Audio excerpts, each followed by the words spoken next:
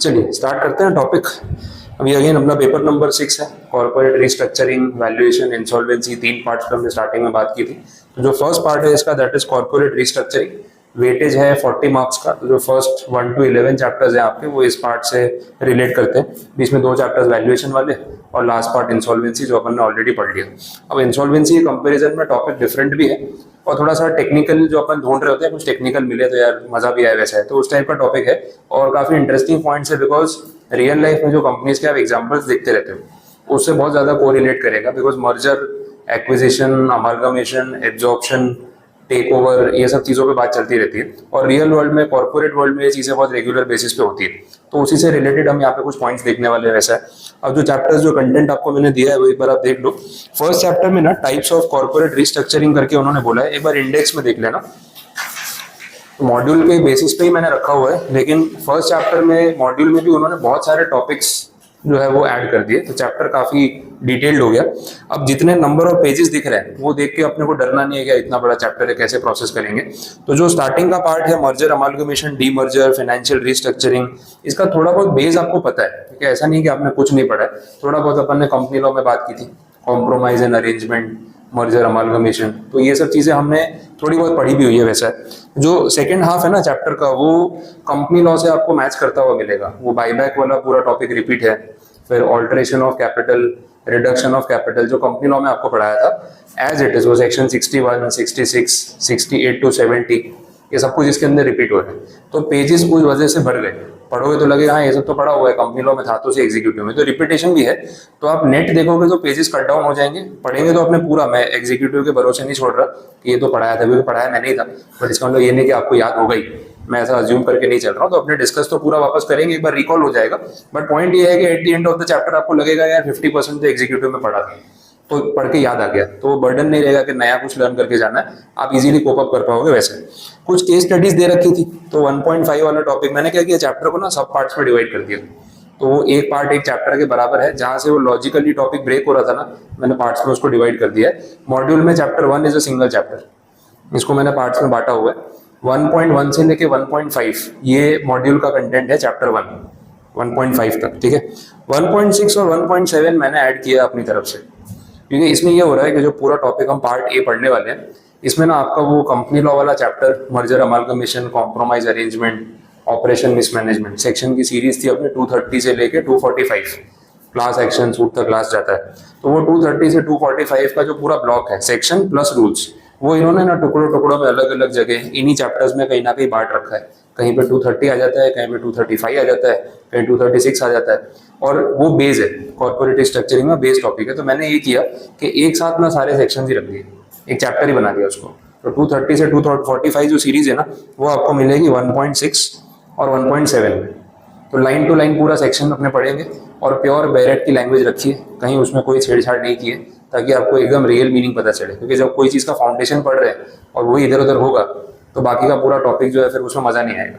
तो एक एक सब सेक्शन, एक एक सब रूल पूरा डिटेल में पढ़ेंगे, लैंग्वेज टू लैंग्वेज, और उसका एकदम डिटेल्ड इंटरप्रिटेशन कर लेंगे। तो जब फर्स्ट चैप्टर में ही हो जाएगा तो बाकी के 10 चैप्टर में ना आपको कंफ्यूजन नहीं होगा।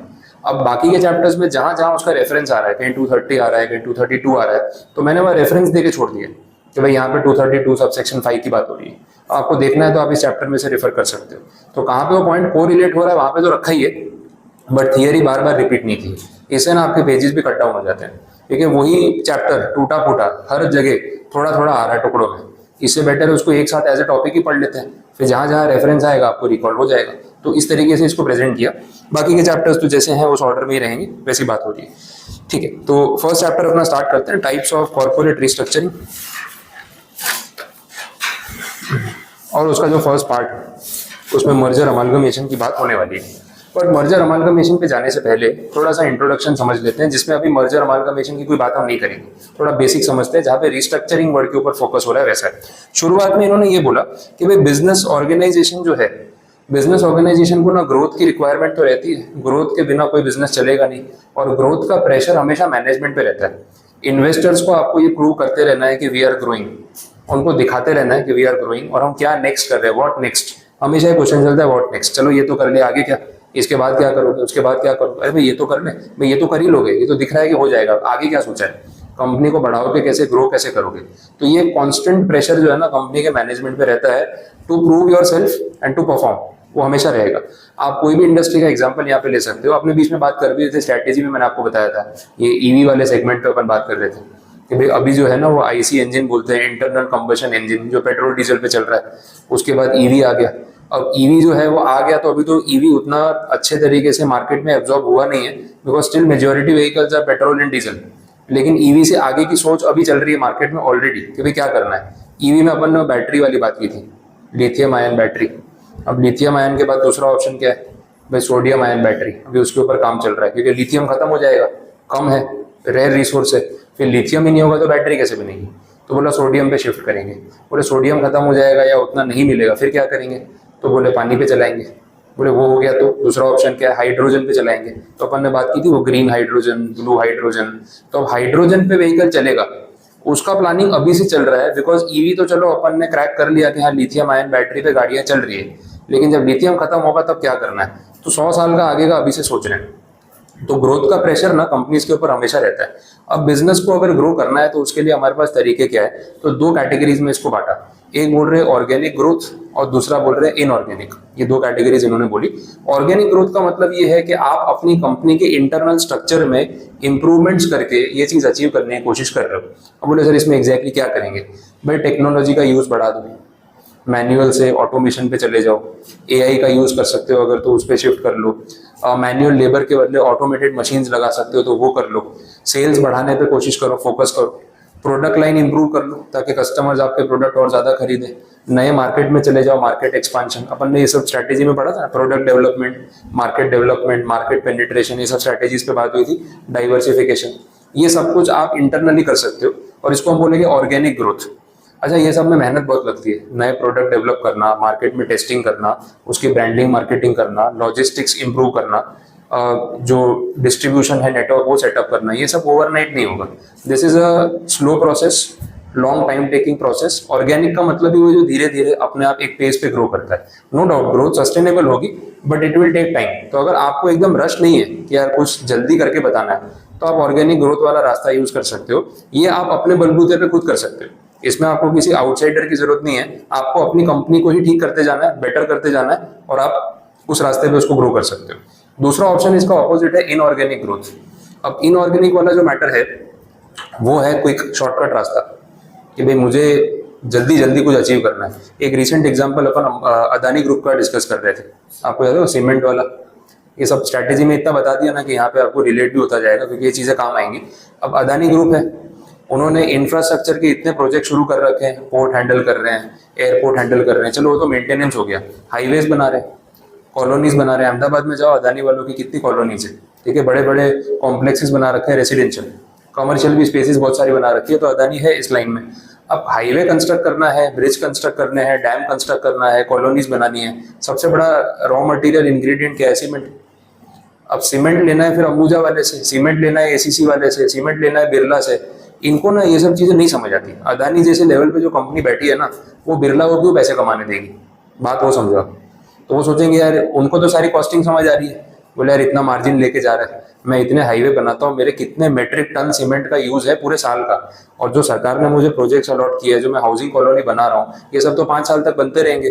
तो मेरा तो फिक्स हो गया ना कि 5 साल तक मुझे इतने मेट्रिक टन सीमेंट चाहिए, मैं उसको क्यों कमाने दूँ, मैं ही खरीद लेता हूँ सीमेंट की कंपनी, या मैं ही स्टार्ट कर देता हूँ सीमेंट की फैक्ट्री। अब आपके पास दो चॉइस है, या तो आप खुद की सीमेंट की फैक्ट्री जो है कंस्ट्रक्शन शुरू करो उसका, तो सीमेंट प्लांट सेटअप करने में 3 से 5 साल लग जाएंगे, तब तक क्या करोगे। तो ये है आपका ऑर्गेनिक रास्ता, अपनी फैक्ट्री बनाओ, अपनी जमीन खरीदो, उस पर प्लांट इंस्टॉल करो, मशीनरी स्टार्ट करो, सीमेंट बनाना शुरू करो, दिस इज ऑर्गेनिक वे। दूसरा रास्ता क्या है, अरे यार अपने को क्या करना है, अपने को तो कॉस्टिंग बचानी है ना, सीमेंट कंपनी खरीद लो ना, पैसा तो खरीदो, आज के आज मालिक बन जाओ, क्या फर्क पड़ रहा है। वो हो गया इनऑर्गेनिक रास्ता। अब अदानी ने वही किया, एसीसी और अंबुजा इंडिया की 2 बड़ी कंपनीज, उसको अदानी ने परचेज कर लिया, सीधा बाई आउट, पैसा दिया, कंपनी खरीद ली। अब अदानी ग्रुप इन दोनों बड़ी कंपनीज का मालिक है। बैठे बैठे बिना एक बोरी सीमेंट बनाए अदानी इंडिया का 2nd लार्जेस्ट सीमेंट मैन्युफैक्चरर बन गया कुछ दिनों में, बिना कुछ किए। सीमेंट बनाता भी नहीं है वो, लेकिन on paper Adani is the 2nd largest cement manufacturer in India. अब इसके आगे एक ही बचा, अल्ट्राटेक।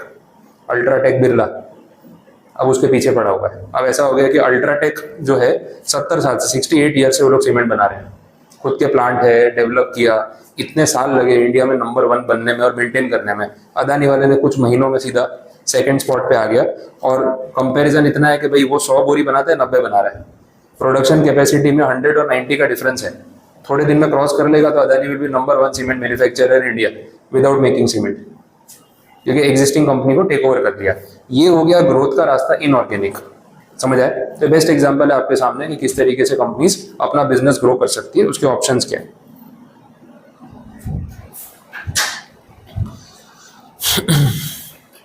चलिए आगे बढ़ते हैं। ये सब थियरी स्टार्टिंग में लिखी, आपको जो मैंने बोला वो सब कुछ मिल जाएगा, काफी सारे पॉइंट्स उसमें दे रखे हैं। ऑर्गेनिक ग्रोथ क्या होता है, इनऑर्गेनिक क्या होता है। मर्जर एक्विजिशन जो है, अब ये M&A बोलते हैं ना, merger and amalgamation, merger and acquisition, interchangeably कुछ भी यूज करते हैं, कोई इसका वो स्टैंडर्ड नहीं है कि मर्जर एंड एक्विजिशन ही होता है, कहीं कहीं मर्जर एंड अमालगमेशन भी बोल देते हैं।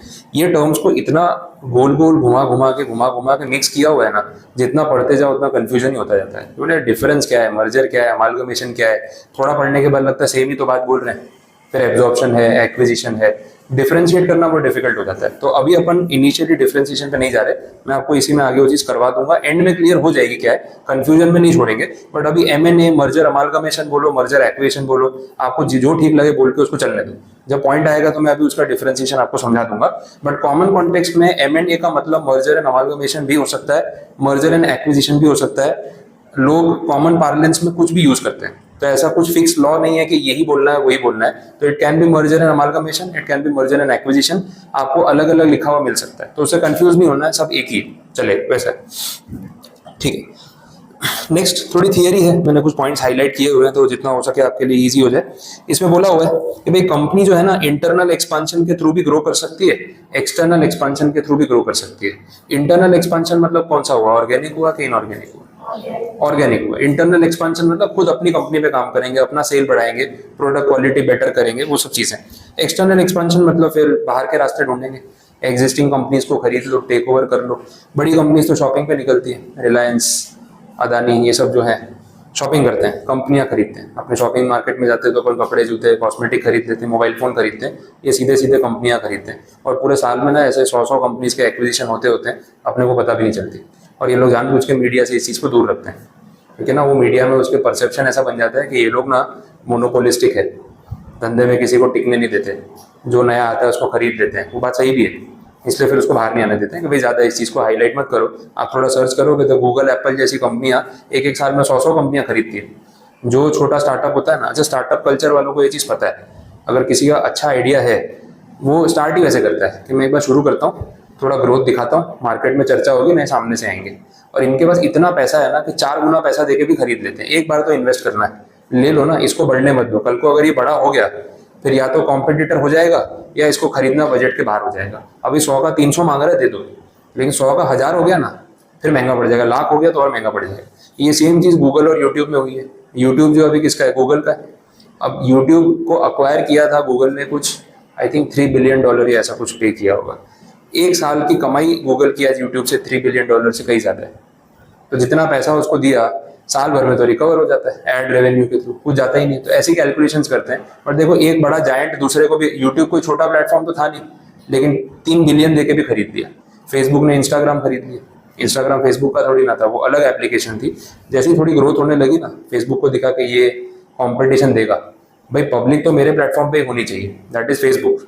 दूसरा प्लेटफॉर्म आ गया तो मेरी तो मोनोपोली गई, ना भाई खरीद लेते हैं। $1 बिलियन दिया इंस्टाग्राम अपना। अब उससे पैसे कैसे कमाने हैं वो फेसबुक वाले को पता है, वो लोग कर ही रहे। बूस्टिंग है, मोनेटाइज है, पेड पार्टनरशिप है, स्पॉन्सरशिप है, कितना कुछ आता है। तो रेवेन्यू तो जनरेट हो ही रहा है। वैसा प्लेटफॉर्म चाहिए था और कुछ नहीं। तो कॉम्पिटिटर बनाने से बेटर है अक्वायर कर लो, खुद सेम प्रोडक्ट लॉन्च करने से बेटर है उसी को अपना प्रोडक्ट बना लो, मार्केट से कंपटीशन खत्म हो जाए। ये एक्सटर्नल एक्सपेंशन की स्ट्रैटेजीज है और थोड़ा डर्टी प्रोसेस है, लेकिन कॉर्पोरेट ऐसे ही चलता है। वो एकदम राम राज्य वाली कैटेगरी में जाएंगे तो नहीं चलेगा, तो करना ही पड़ता है, सब उनके बिजनेस के लिए जरूरी है। कॉर्पोरेट रिस्ट्रक्चरिंग, यही चीज को बोला जा रहा है कि आप अपने कंपनी के स्ट्रक्चर में इस तरीके के चेंजेस करके ग्रोथ अचीव करने की ट्राई कर रहे हो। It is a comprehensive process. Comprehensive मतलब जिसमें हर एक एस्पेक्ट आपकी कंपनी का जो है ना, उस पर इसका इम्पैक्ट होता है, हर चीज पे अपने फोकस करेंगे, वैसा है। तो ऐसा नहीं कि सिर्फ एक पार्ट ऑफ द बिजनेस पे फोकस रहेगा, लेकिन हर एक्टिविटी पे इसका असर पड़ेगा, ये बात होती है। अब ये रीस्ट्रक्चरिंग क्या होता है, ऑक्सफोर्ड डिक्शनरी में क्या बोला है, एक अपना पीटर ड्रकर है मैनेजमेंट के ऊपर जिसने बुक लिखी है, उसने क्या बोला, उनके अपने अपने पॉइंट्स भी दे रखे हैं, बट वो थियोरी वाली बात है, आपको रीडिंग में लेना है तो अभी साथ में पढ़ सकते हो, 2-3 सेंटेंसेस से पढ़ ही लो, आपको आइडिया आ जाएगा।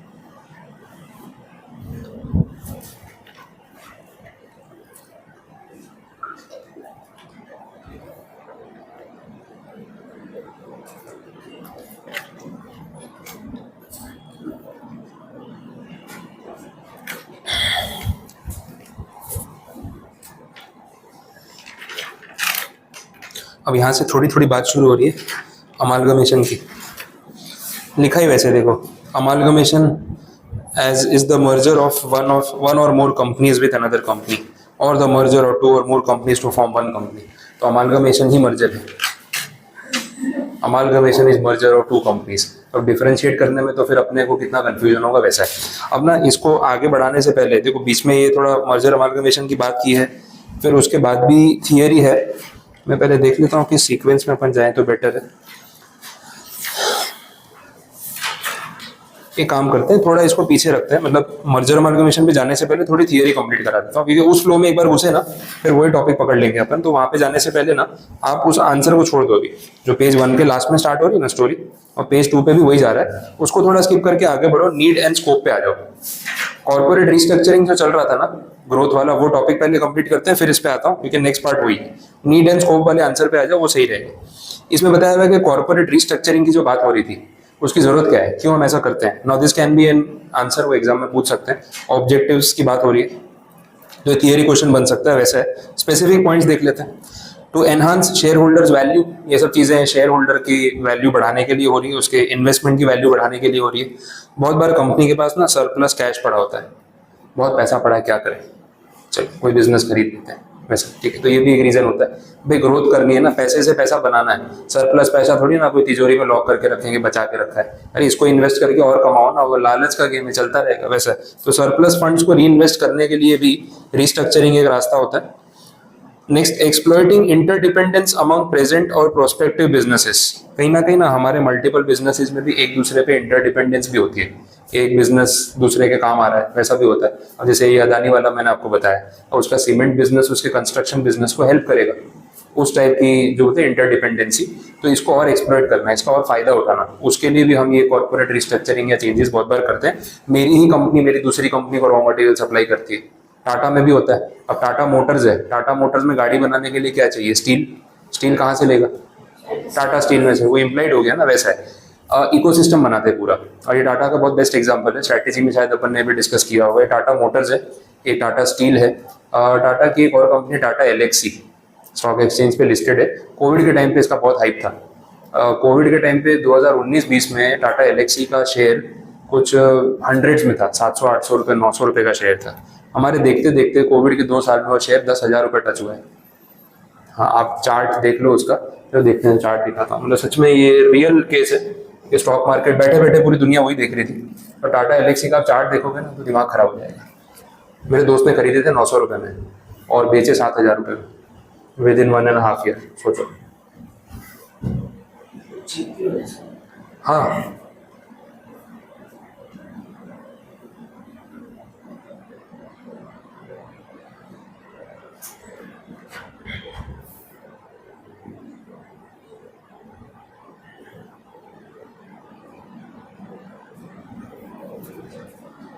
देखो चार्ट दिख रहा है आपको, ये लास्ट 5 ईयर्स का है,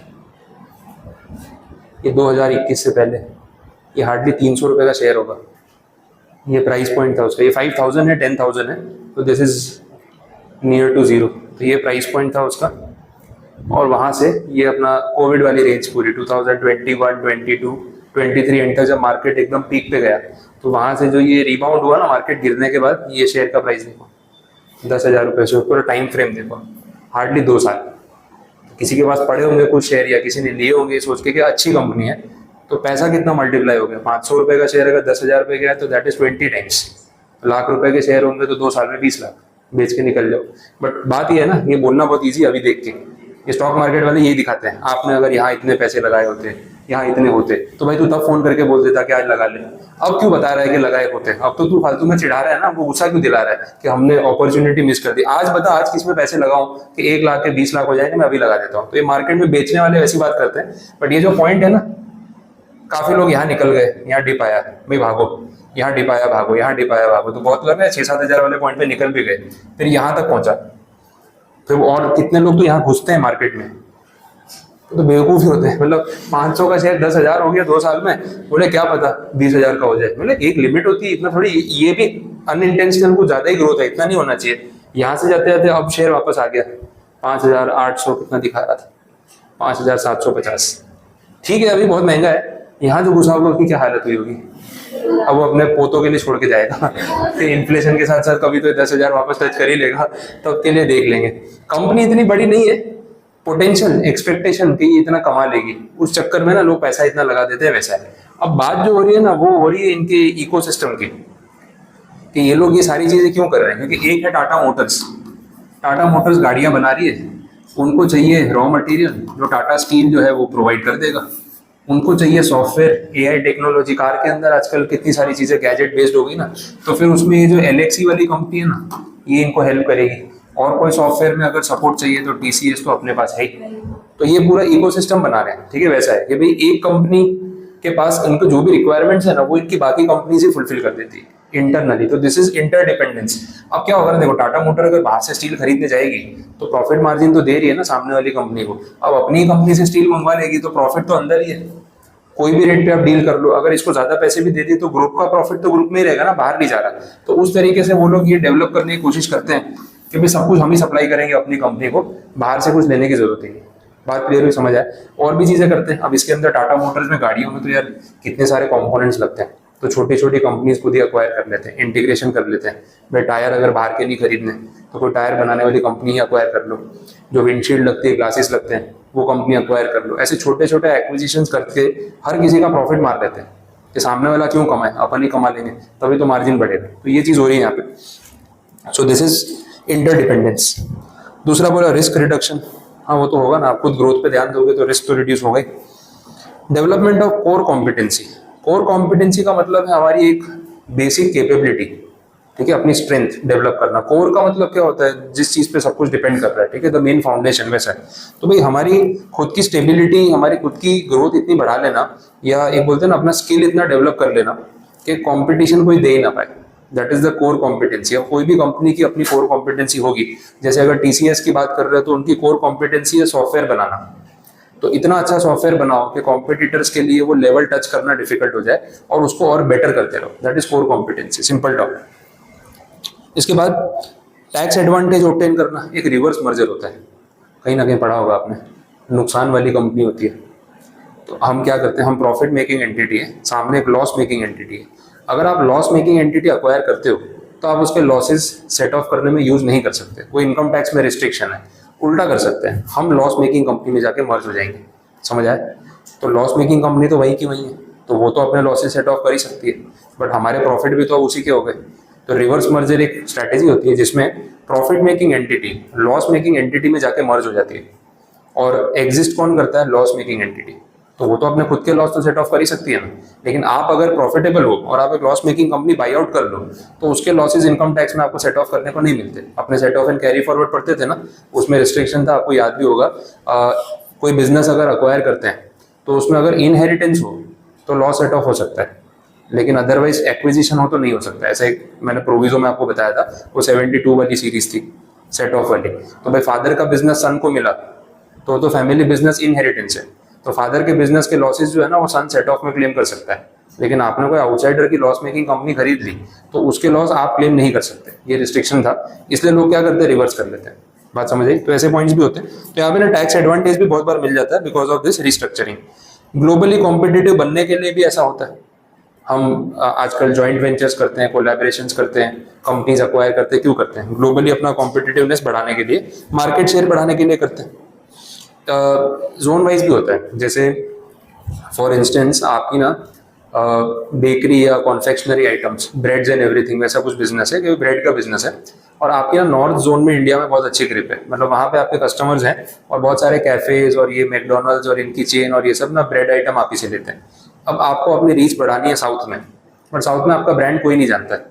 ये ना डेयरी प्रोडक्ट्स में, बेकरी प्रोडक्ट्स में ऐसा होता है। दूध का एग्जांपल ले लो, अभी अपने यहाँ अमूल और सुमूल ज्यादा चलता है, आप दिल्ली जाओगे तो अमूल सुमूल नहीं चलता है, वहाँ पे कोई दूसरी है, वहाँ मदर डेयरी चलती है। राजस्थान जाओगे तो वहाँ सरस डेयरी चलती है। अलग अलग ब्रांड्स है, वैसा हो गया। अब अगर किसी ब्रांड को नेशनल लेवल पे जाना है, अपने रीजनल लेवल से बढ़ाना है, तो एक रास्ता है ना एक्विजिशन का, या तो वहाँ की कोई कंपनी के साथ कोलैबोरेट, जॉइंट वेंचर कर लो या अक्वायर कर लो, ऐसा भी होता है। हाँ ऐसे, हाँ हुआ है वैसे। हाँ आई थिंक मुझे भी ऐसा ध्यान है, इसलिए मेरे माइंड में भी वो एग्जांपल है कि ऐसा होता है। तो टेक ओवर कर लेते हैं, ब्रांड खरीद लेते हैं, तो भाई वहाँ अपनी रीच बढ़ जाती है। अब क्या होता है ना, उसका साउथ का डिस्ट्रीब्यूशन नेटवर्क मुझे यूज करने को डायरेक्टली मिल गया। अब कंपनी मेरी है, अब उसके डिस्ट्रीब्यूटर भी मेरे, अब सारा नेटवर्क मिल गया ना। अब मैं वहाँ पे अमूल बेचूं या मदर्स डेयरी बेचूं, क्या फर्क पड़ रहा है, वैसा हो गया।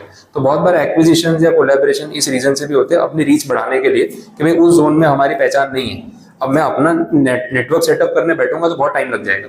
इससे बेटर क्या है, एग्जिस्टिंग कंपनी खरीद देता हूँ, उसका सारा नेटवर्क मेरा हो जाएगा। तो ये सब चीजें होती है वैसा। नेक्स्ट, कन्वर्टिबिलिटी ऑफ रूपी। देखो रूपी का जो वैल्यू है ना वर्ल्ड मार्केट में, वो डिसेंट है, सोबर वैल्यू है ना। रूपी को एक ऐसी करेंसी की तरह नहीं देखा जाता है कि इसकी कोई वैल्यू नहीं है। आज रुपया कहीं पे बेचोगे तो डॉलर मिल जाएगा, सिंपल बात वैसी है। तो रुपए की उतनी क्रेडिबिलिटी है। वैल्यूएशन आप नंबर्स में मत देखो कि 80 रुपए का सामने डॉलर पड़ रहा है या 90 रुपए का पड़ रहा है, वो पॉइंट नहीं है। बट लोग रुपए पे भरोसा करते हैं कि नहीं करते, वो एक पॉइंट है। बहुत सारे कंट्रीज की करेंसी ऐसी है जो स्टॉक एक्सचेंज पे या मतलब करेंसी एक्सचेंज पे ट्रेड नहीं होती। जैसे मॉरिशियस का मॉरिशियन रुपी है, अगर आप मॉरिशस की करेंसी इंडिया में ले आए ना, तो ये इंडिया में उसका कोई कन्वर्जन करके नहीं देता है। ऐसा है क्योंकि मॉरिशस में ना शेल कंपनीज भरी पड़ी है, तो मॉरिशस की इकोनॉमी शेल कंपनीज के भरोसे चल रही है। Because of this reason problem ये हो रही है कि भाई भरोसा नहीं है किसी को। कल को ये करेंसी डूब गई तो कोई मॉरिशस घूमने जाता है ना, तो उसको ध्यान रखना पड़ता है कि यहाँ से डॉलर लेके जाओ, वहाँ मॉरिशियन रुपी में कन्वर्ट करो, खर्च करो, वापस आते टाइम मॉरिशियन रुपी वहीं पे कन्वर्ट करा के डॉलर ले लेना। इंडिया लेके आ गए तो यहाँ कोई भरोसा नहीं करेगा। अब अगर ऐसी रेप्यूटेशन हो तो क्या होगा फिर, ग्लोबल बिजनेस कैसे करोगे आप, रुपया कोई एक्सेप्ट ही नहीं करता है। तो वो प्रॉब्लम अपनी करेंसी में नहीं है, दैट इज एन एडवांटेज, वैसे बोला हुआ। नेक्स्ट बोला है कॉम्पिटिटिव बिजनेस बढ़ता जा रहा है। आपको पता ही है मार्केट में कितना कंपटीशन है। इस चक्कर में बड़े बड़े लोग जो है ना ये कॉर्पोरेट रिस्ट्रक्चरिंग में जा रहे हैं। That is the reason. बड़ी से बड़ी कंपनियों की हालत देखा जाए तो बहुत खराब है। स्टॉक मार्केट में कुछ भी दिखता हो, लेकिन जब डाउनफॉल आता है तब मालूम पड़ता है क्या चल रहा है क्या नहीं चल रहा है। और हर कंपनी स्ट्रगल कर रही है। भी कल मैं जोमेटो का पढ़ रहा था, उनका क्वार्टरली रिपोर्ट्स आई। हर कंपनी क्वार्टरली रिपोर्ट्स आती है, प्रॉफिट कितना हुआ, लॉस कितना हुआ।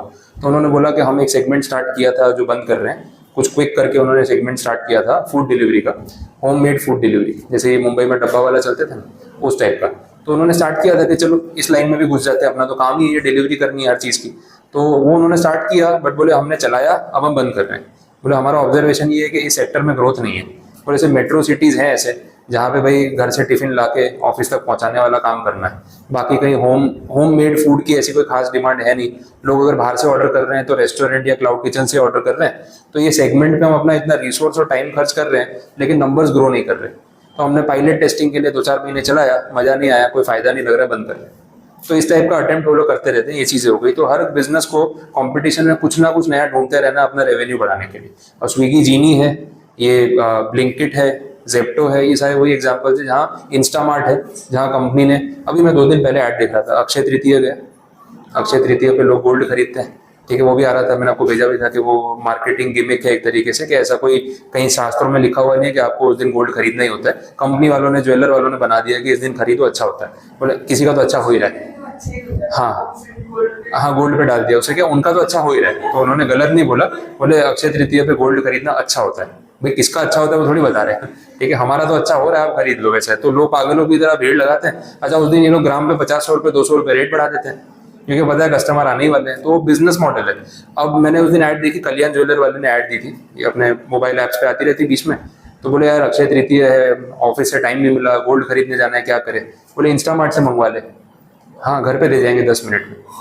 अब कल्याण ज्वेलर वाले ने स्विगी इंस्टामार्ट वाले से टाई अप कर लिया कि भाई 1 ग्राम का गोल्ड कॉइन लोग मिनिमम खरीदते हैं शगुन के लिए कि चलो भाई अक्षय तृतीया जब अच्छा दिन मानते हैं अपन भी ले लेते हैं। अब लेने जाने का टाइम नहीं है क्योंकि जेन्युइन प्रॉब्लम है। आप उस दिन शोरूम में चले जाओ ना तो लाइन लगी होती है। हाँ, और जितने लोगों के पास वैसे पैसे नहीं होते ना लोगों का देने के लिए, वो सब उस दिन लाइन में खड़े होते हैं।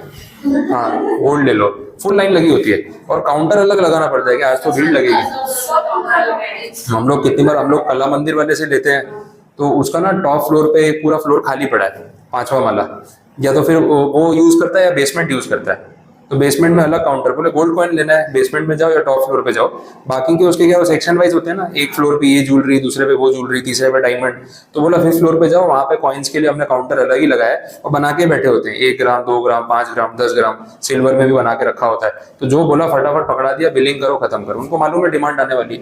अब ये सब जो चीजें हैं यहाँ पे, तो अपन जो बात कर रहे हैं कि भाई कॉम्पिटिशन बढ़ गया है, इसलिए क्या कर रहे हैं, कल्याण वाले ने इंस्टामार्ट वाले से टाइप कर लिया कि भाई जेन्युइन प्रॉब्लम तो है, लाइन तो लगती है, काम छोड़ के जाना पड़ता है, 1 घंटा टाइम वेस्ट होता है, 10 मिनट में घर पे आ रहा है, कल्याण वाला खुद ओरिजिनली भेज रहा है, सर्टिफिकेट के साथ भेज रहा है, इससे अच्छा क्या हो सकता है। तो देखो एक दूसरे की जो प्लस पॉइंट्स है उसको यूज करके अपना बिजनेस बढ़ाने की कोशिश कर रहे हैं और काफी अच्छा आइडिया है।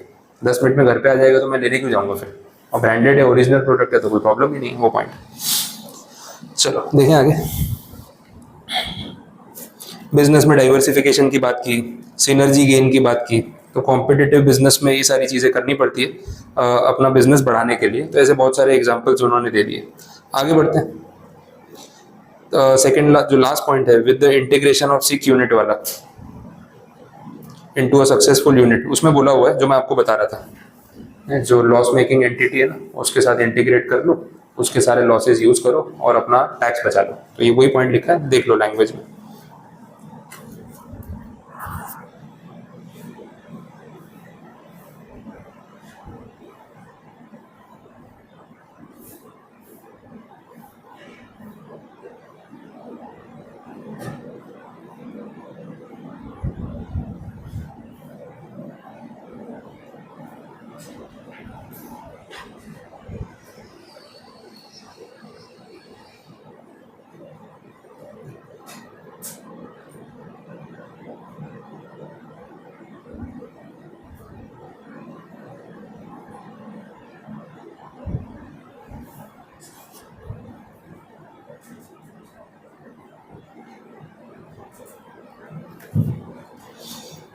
चलो देखें आगे।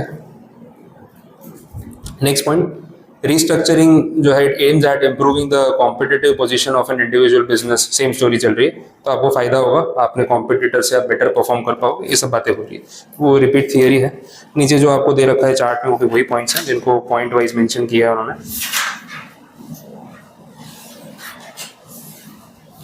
नेक्स्ट, टाइप्स ऑफ रीस्ट्रक्चरिंग, इसी का पार्ट चल रहा है। अलग अलग तरीके से हम रीस्ट्रक्चरिंग कर सकते हैं। 3-4 पॉइंट्स में बांटा हुआ है। एक है फाइनेंशियल रीस्ट्रक्चरिंग, दूसरा है मार्केट रीस्ट्रक्चरिंग, तीसरा है ऑर्गेनाइजेशनल और चौथा है टेक्नोलॉजिकल। देख लेते हैं एक एक करके है क्या। शॉर्ट में पॉइंट्स दे रखे हैं। फाइनेंशियल रीस्ट्रक्चरिंग में क्या होगा, भाई बिजनेस बढ़ाना है, मार्केट से पैसे उठाओ, सिंपल स्कीम, भाई पैसा चाहिए और कुछ नहीं है। और इसके रीजंस क्या हो सकते हैं, पहला हमारी कंपनी का परफॉर्मेंस अच्छा नहीं है और फंड्स लगेंगे तभी कुछ बेटर कर पाएंगे, जैसा चल रहा है इसमें तो आगे रिस्क है।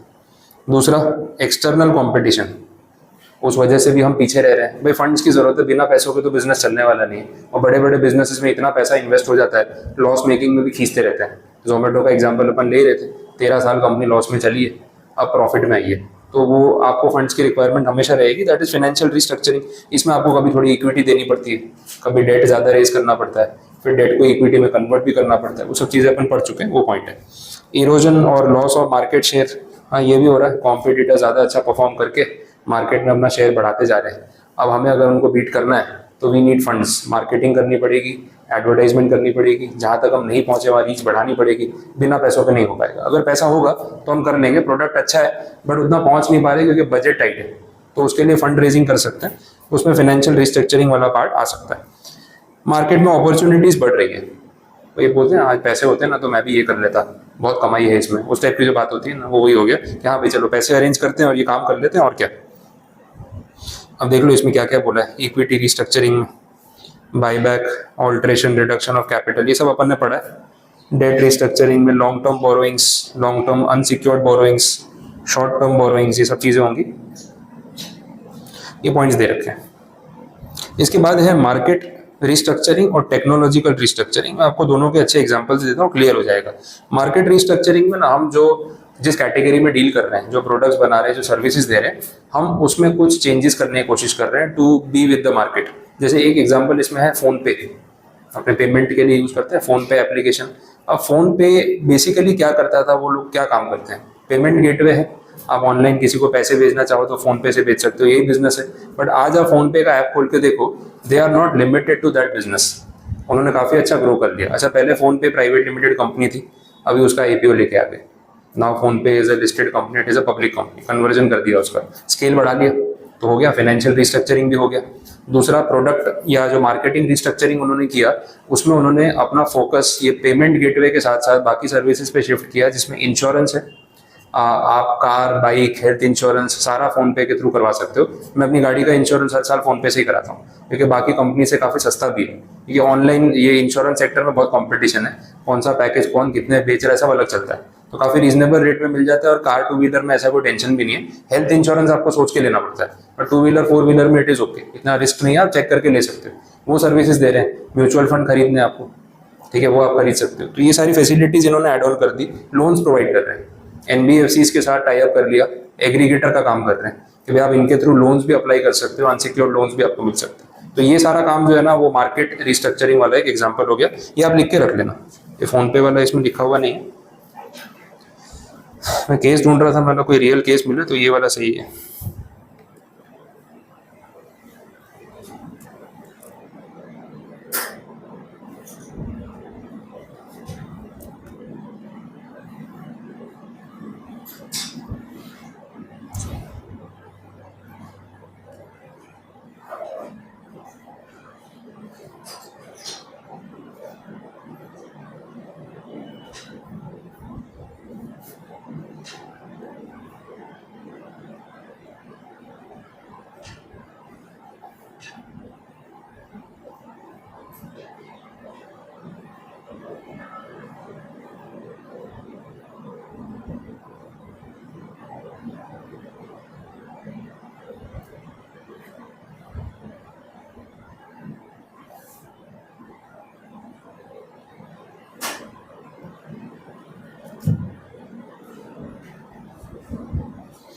ठीक है, क्लियर।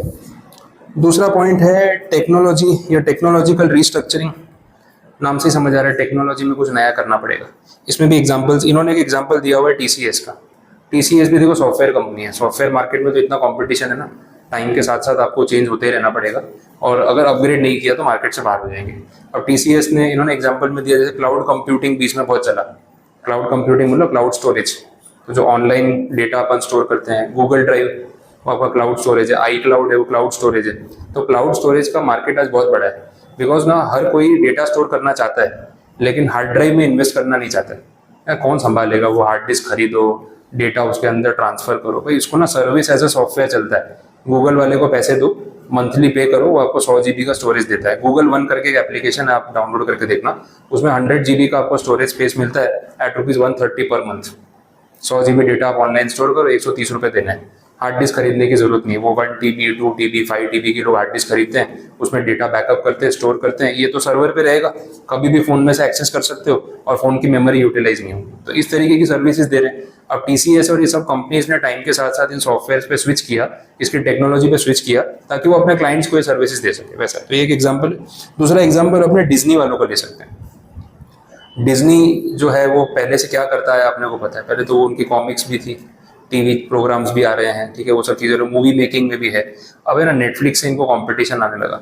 नेटफ्लिक्स भी पहले डीवीडी वाले ज़माने में, उस टाइम से वो कंपनी, नेटफ्लिक्स 1997 से, अभी इंडिया में फेमस हुआ, बट 97 से वैसा।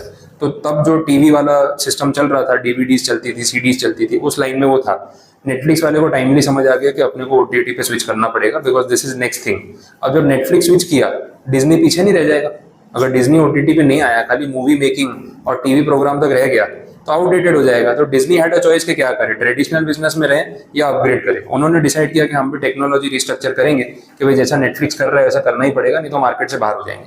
आज ऐप आता है डिज्नी प्लस हॉटस्टार, ठीक है। ये क्या है, ये टेक्नोलॉजिकल रिस्ट्रक्चरिंग है कि टाइम के साथ साथ उन्होंने अपने आप को अपग्रेड किया। तो वो भी आप पॉइंट नोट कर सकते हो। डिज्नी वाला जो पॉइंट है वो लिख लो। इन्होंने एक्विजिशंस भी किए। एक स्टूडियो है पिक्सार करके, PIXAR, ठीक है, आपने मूवीज में स्टार्टिंग में देखा होगा, तो हॉलीवुड की मूवीज में दिखाते हैं पिक्सार। वो आई थिंक पहले एप्पल वालों का था, जहाँ तक मुझे ध्यान है। हाँ, तो अभी ये डिज्नी के पास है, मैं सर्च कर रहा था, उसमें आ रहा था कि पिक्सार है, ये मार्वल स्टूडियोज और ये सब जो है डिज्नी ने एक्विजिशन कर लिया। तो उनका सारा जो डेटा है, जो कंटेंट है, जो क्रिएटिविटी है, वो सारे IPR उनको मिल गए। अब उसकी रॉयल्टी से पैसे कमा रहे हैं, OTT पे उसकी सीरीज बना रहे हैं। तो ये उन्होंने अपना टेक्नोलॉजी में अपग्रेड किया। This is a fine example of technological restructuring. वैसा नोट कर लेना, एग्जांपल से याद आएगा। डिज्नी ने जो कंपटीशन में, नेटफ्लिक्स के कंपटीशन में जो उन्होंने किया वो।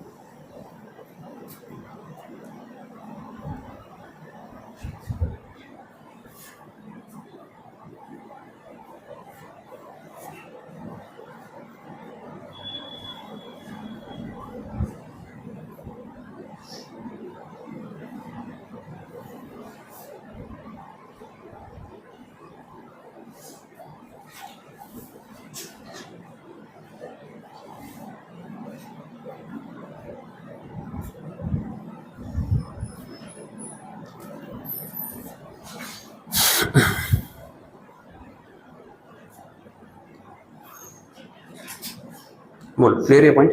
और जो थर्ड कैटेगरी या फोर्थ कैटेगरी, ऑर्गेनाइजेशनल रिस्ट्रक्चरिंग, उसमें कुछ ऐसा उन्होंने बहुत कॉम्प्लिकेटेड नहीं किया, सिंपल चीज़ें बताई है कि अपने ऑर्गेनाइजेशन में जो एम्प्लॉयज़ हैं, जो स्ट्रक्चर है, उसमें आप चेंजेस कर सकते हो, नई पोस्ट क्या ऐड करनी है, किन को रखना है, किन को नहीं रखना है, वो सब बातें की। तो ऑर्गेनाइजेशन में जो पर्सनल हैंडलिंग वाला पार्ट है, HR वाला पार्ट है, या फिर जो आपकी टीम वाला पार्ट है, उसको रिस्ट्रक्चर करना। बहुत बार कंपनीज ले ऑफ कर देती है, भाई नहीं जरूरत है, हटाओ, इतने सारे स्टाफ की क्या जरूरत है। और कोविड के बाद इन्होंने सब IT में बहुत ज़्यादा ओवर हायरिंग कर लिया, थोड़ा मामला ठंडा हुआ, फिर लगा है बहुत पैसे जा रहे हैं, कंपनीज के प्रॉफिट मार्जिन श्रिंक हो रहे हैं, इतने स्टाफ की रिक्वायरमेंट नहीं, फटाफट निकाल भी दिया। तो 1-2 साल हायर किया, फिर निकाल दिया। तो ये ऑर्गेनाइजेशन का रिस्ट्रक्चरिंग वाला पार्ट हो गया वैसा। तो ये 4 कैटेगरी यहाँ पे इन्होंने कवर की। बोलो, कुछ कंफ्यूजन है यहाँ तक? क्लियर हुआ?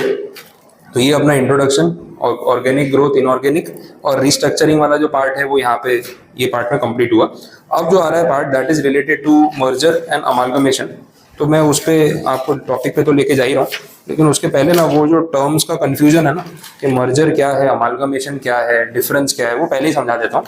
तो सारे पॉइंट्स ना बहुत जल्दी आपके दिमाग में बैठ जाएंगे, नहीं तो फिर गोल गोल घूमते रहोगे कि यार हो क्या रहा है, ये वैसा है। तो देख लेते हैं किस तरीके से इसको इंटरप्रेट करना चाहिए।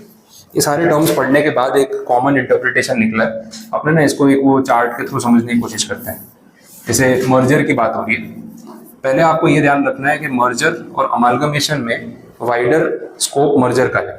तो merger is a larger term as compare to amalgamation, ये आपको पहले ध्यान रखना है। अब इसके अंदर अपने देखते हैं मर्जर अमालगमेशन में कंपनीज की बात नहीं होती।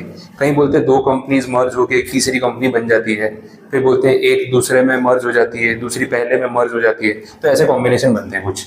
एक बोले A+B बन के मिला के C बन गई, एक बोला A+B मिला के A बन गई, फिर एक बोला A+B मिला के B बन गई। ऐसा होता है। ये सारे पॉइंट्स हम पढ़ते हैं। अब इसमें से कौन सा अमालगमेशन है, कौन सा मर्जर, वो समझ नहीं आती। ये सारे मर्जर ही है, ये सारे मर्जर है देखा जाए तो। क्योंकि मैंने बोला मर्जर का जो इफेक्ट है ना, वो जो स्कोप है ना, वो अमालगमेशन से वाइडर है। Everything is covered under the term merger, it is a general case, ठीक है। एब्जॉर्प्शन भी एक टाइप ऑफ मर्जर है, एक्विजिशन भी एक टाइप ऑफ मर्जर है, अमालगमेशन भी एक टाइप ऑफ मर्जर।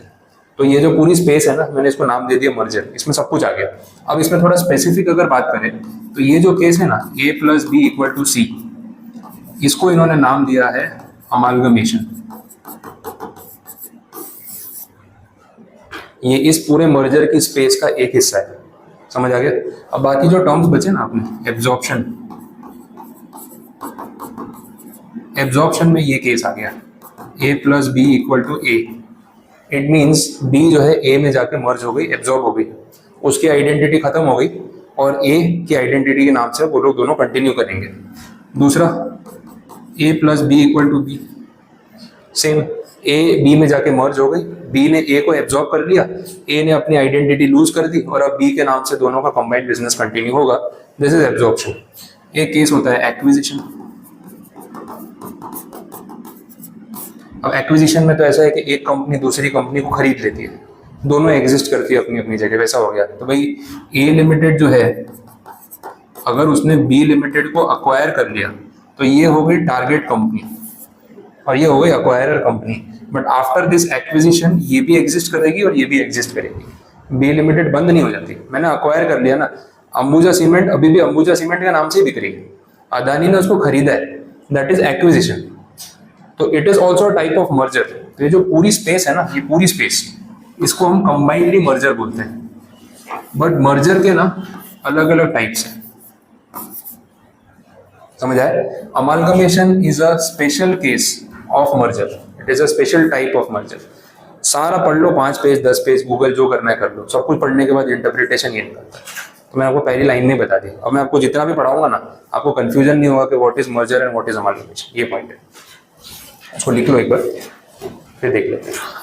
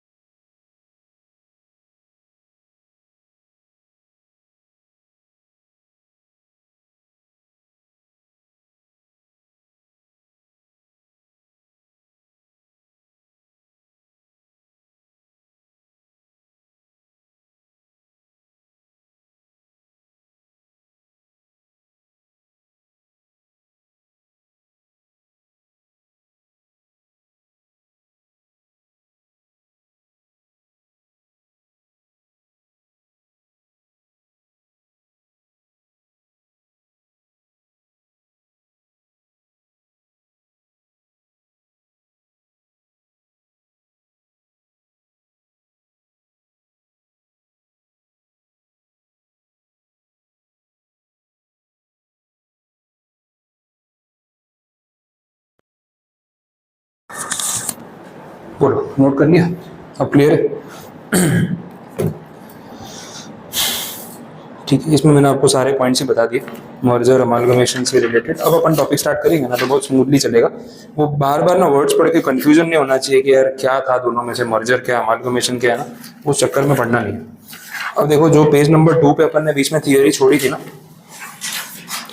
अब अगर आप पढ़ोगे ना तो मेरे बिना समझाए भी आपको समझ आ जाएगी। इसमें सब कुछ कवर कर लिया, सिर्फ गोल गोल घुमा रहे हैं, एक ही चीज को बार बार घुमा घुमा के ना एंड तक पूरा कंफ्यूज कर देते हैं। थोड़ा रिलेट करा देता हूँ। पेज नंबर 2 पे ना ऊपर जो बॉक्स है वो देख लो, उसमें केस का रेफरेंस है। अमालगमेशन इज वेल्डिंग और blending of 2 or more concerns into one, where there the companies concerned retain separate entities, it is no amalgamation। तो ये वाला केस हो गया ना, दोनों कंपनीज अपनी इंडिविजुअल आइडेंटिटी लूज करके एक थर्ड कंपनी बन जाती है, और अगर ये ना हो तो उसको अमालगमेशन नहीं बोल सकते। तो केस लॉ का डिसीजन है, वो बात टैली हो गई। इसको यहीं रखते हैं, सारे पॉइंट इससे रिलेट करा देता हूँ। फिर देखो नीचे जो पॉइंट है ना कंपनीज एक्ट वाला, कंपनीज एक्ट बड़ा सेफ चलता है, अमालगमेशन को डिफाइन ही नहीं किया। बोले झंझट में पढ़ो ही मत, मैंने कुछ बोला ही नहीं, ठीक है, सिंपल हो गया। उसके नीचे जो पॉइंट दिया है ना वो भी केस लॉ के रेफरेंस में से ही है। The word amalgamation has no definite legal meaning, it contemplates a state of things under which 2 companies are so joined as to form a third entity, वही a plus b equal to c, or one company is absorbed into and blended with another company, वही हो गया वापस से। अब absorbed into और blended with, अब ये भी लिया है ना, हाँ वो घुमाएंगे, मैं वही बोल रहा हूँ।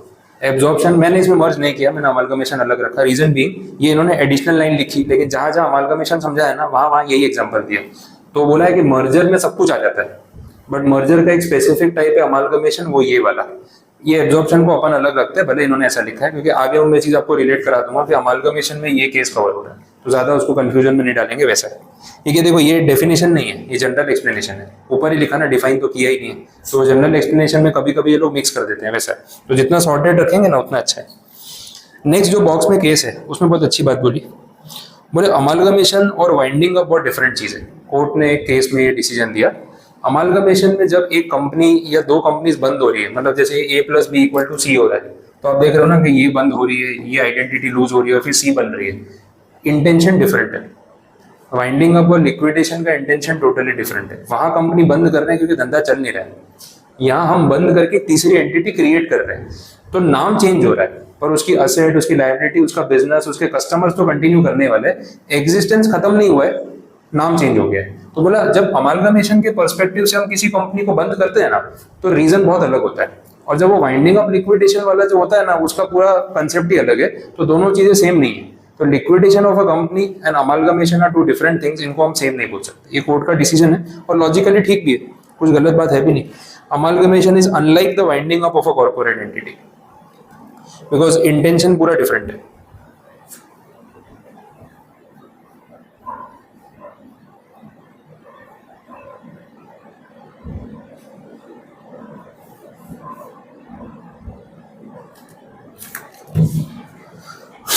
चलिए आगे बढ़ते हैं, नीचे भी सेम बात लिखी है, जाने दो उसको। लास्ट पॉइंट में बोला उसमें इन अदर वर्ड्स करके, वो देखना देख सकते हो। The business at the adventure lives but within a new corporate residence, that is the transferee company. वही हो गया ना, ए और बी का जो बिजनेस चल रहा था, बिजनेस को एडवेंचर भी बोलते हैं। आपको अगर पीजीडीपी की डेफिनेशन याद हो बिजनेस और प्रोफेशन की, तो उसमें लिखा था बिजनेस का मतलब क्या होता है, any commercial activity whether in the nature of adventure और अदरवाइज, ऐसा उसमें एडवेंचर वर्ड यूज किया था। मैं बोला भी था कि बिजनेस भी तो एडवेंचर ही होता है, रिस्क फैक्टर तो रहने ही वाला है वैसा है। तो बोला वो जो बिजनेस है, जो एडवेंचर है, वो तो कंटिन्यू हो ही रहा है but with a different name, बस वैसा। तो वो चीज क्लैरिफाई की। अब आपको मजा आएगा ये टर्म पढ़ने में। तो लोग ना मर्जर अमालगमेशन पढ़ते चक्कर आने लग जाते हैं, बोले क्या बोल दिया पता ही नहीं चला। मतलब पहले इसको क्लियर कर लेते हैं, बाद में बाकी चीजें अपने आप समझ आ जाएंगी। अब आगे चलते हैं, पेज नंबर 5 पे ना वो लीगल फ्रेमवर्क वाला जो आंसर आपको दिख रहा है ना, सिर्फ लिस्ट है। उसमें ये बताया कि कॉर्पोरेट रिस्ट्रक्चरिंग जो इंडिया में हो रहा है, उसमें कौन कौन से लॉज उस चीज को इम्पैक्ट करते हैं, तो ये उसकी लिस्ट दे रखी है। इसमें अपने सारे प्रोविजंस आ जाएंगे जो आपने जगह जगह पढ़े हुए हैं, ये सब एक्ट के नाम पता है, तो वो तो सिर्फ लिस्ट है, उसको कुछ एग्जाम के लिए लर्न नहीं करना है। नेक्स्ट पेज पे वो चैप्टर नंबर 15 जो है कॉम्प्रोमाइजेज अरेंजमेंट अमालगमेशन, उसकी लिस्ट दी हुई है, वही अपने सेक्शन 230 से 240, ये मैंने 1.6 में कवर किए हुए, तो वहां देखने वाले हैं, उसको भी जानने दो। आगे बढ़ रहे हैं, अब आ गया topic most commonly applied tools for corporate restructuring. Restructuring करने के लिए हमारे पास क्या अलग अलग टूल्स अवेलेबल है, पूरी लिस्ट बना रखी है इन लोगों ने। इसमें बात वही की है, मर्जर की, एक्विजिशन की, अमालगमेशन की। थियरी के साथ आपको रिलेट कराता जाता हूँ, फिर जो अपन ने ये देखा ना वही फाइनल कंक्लूजन है। चलो, merger and acquisition are transactions in which the ownership of companies, other business organizations और ऑपरेटिंग यूनिट्स आर ट्रांसफर्ड और combined. Okay, as an aspect of strategic management, M&A allows enterprises to grow, shrink, change the nature of business or competitive position. It refers to consolidation of two companies. वही हो गया, दो company मिला के जब एक तीसरी कंपनी बन जाती है, न्यू एंटिटी, तो ये जो अमालगमेशन है ना, इसको कंसोलिडेशन भी बोलते हैं। ये भी यहाँ पे क्लियर करा, आगे आने वाला है, तो उसमें आपको ये चीज समझ आ जाएगी। इसको कंसोलिडेशन के नाम से भी आप रिलेट कर सकते हो, क्योंकि इन्होंने ऐसे ही किया होगा, तो मैं उनके बेसिस पे बता रहा हूँ। चलो ठीक है, reasons to separate companies come together create more value compare to being on an individual stand, wealth maximization, different opportunities को एक्सप्लोर करना, नए नए रूट्स के थ्रू अपना बिजनेस बढ़ाना, वही तो इंटेंशन होता है, नहीं तो हम ये सब क्यों करेंगे। तो इम्प्लाइड बात होगी। ज्योग्राफिकली एक्सपांड करना हो, नए मार्केट्स में अपने आप को पहुंचाना हो, तो उसके लिए अपने ये कर सकते हैं। Also, merger acquisition would increase the entity's ability to distribute goods or services on a wider scale. जो मैंने आपको बोला, नॉर्थ वाले ने साउथ वाले के साथ टाई अप कर लिया, वैसा है, डिस्ट्रीब्यूशन नेटवर्क अपना बढ़ाने के लिए। This also helps to expand brand recognition and increase the sales. ठीक है, the consumer also gets competitive products with improved technology. तो ये सब प्लस पॉइंट्स तो होने ही वाले हैं इसके। अगले पॉइंट में फिर again, the terms M&A is a term for a company consolidation when two or more companies merge into one entity.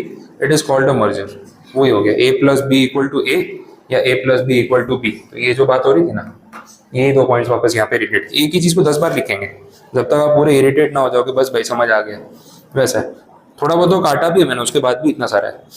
When we refer the term acquisition, अब नए टर्म पे आ गए, it means to purchase of one entity by another, and in this case, instead of starting a new company, one company becomes part of another company. Acquisition जो आपको बताया, एक company दूसरी को अक्वायर कर लिया, अब इसमें कोई नई कंपनियां स्टार्ट नहीं करेंगे, यही जो चल रही है ना उसी नाम से चलती रहेगी, लेकिन ओनर चेंज हो गया। एक एग्जांपल आप ले सकते हो इसमें एक्विजिशन में, जैसे मैंने आपको अदानी वाला तो बता ही दिया, एक आइशर मोटर वाला केस भी था जो भी 1-2 साल पहले हुआ था। आइशर मोटर ने रॉयल एनफील्ड का जो ब्रांड है वो परचेज कर लिया, और रॉयल एनफील्ड की जो बुलेट की बाइक्स है वो आज भी रॉयल एनफील्ड के नाम से बिक रही है, लेकिन इस कंपनी का मालिक आइशर मोटर है। तो that is an acquisition, brand हमने खरीद लिया, वैसा हो गया। ठीक है, तो ये ऐसे ट्रांजेक्शन होते रहते हैं। बाकी एग्जांपल अदानी वाला तो है ही, अदानी और सामने एसीसी सीमेंट, अंबुजा सीमेंट। एक कंपनी नहीं खरीदी, 2 खरीदी, और दोनों बहुत बड़ी बड़ी कंपनीज हैं। तो वो अल्ट्राटेक वाले को टक्कर देने के लिए, इतने पैसे वाले लोगों का क्या ऐसे ही होता है, पैसे की तो कोई कमी है नहीं, ये सब पैसों के लिए नहीं होता है, ये थोड़ा वो बोलते हैं प्रेस्टीज के लिए होता है कि भाई मैं कुछ हूँ। तो कॉर्पोरेट वर्ल्ड में नंबर 1 कौन है, बस वो नंबर 1 की पोजीशन की रेस है, बाकी अमाउंट से कोई फर्क नहीं पड़ता, घाटा हो गया तो भी चलेगा, प्रॉफिट आया नहीं आया तो भी चलेगा, लेकिन मार्केट में दिखना चाहिए कि सबसे बड़ा नाम कौन है, वैसा है। तो उस चक्कर में इतनी 2 बड़ी कंपनी खरीद ली। देखो पैसों में तो फायदा होना ही है, ऐसे नुकसान का कोई सौदा नहीं किया, लेकिन 2 इतना बड़ा ब्रांड टेक ओवर करने का मतलब है कि सीधा नंबर 1 वाले को कंपटीशन दे रहे हैं कि भाई तू देख ले अब मैं आ रहा हूँ पीछे, तो जितना भागना है भाग। तो उसके बाद तो जो रेस शुरू हुई है अल्ट्राटेक वर्सेस अदानी, चलते फिरते सीमेंट फैक्ट्रियां खरीद रहे हैं, नंबर 1 कौन है, एक वो ब्रांड लेवल हो जाता है ना, वैसा वो चीज़ है। JLR एक्विजिशन है। अब JLR रेंज रोवर आज भी रेंज रोवर के नाम से बिक रही है, बट वो कंपनी का मालिक कौन है, टाटा मोटर्स, तो इट इज एन एक्विजिशन। अब उन्होंने अगर वो रेंज रोवर के आगे टाटा का लोगो लगा दिया होता तो बात अलग थी, बट वो करने से रेंज रोवर की वैल्यू खत्म हो जाती, क्योंकि range rover premium category brand है, टाटा मोटर्स जो है वो एवरेज कैटेगरी ब्रांड है। तो रेंज रोवर पे टाटा का सिंबल लगा दोगे ना तो काम खत्म।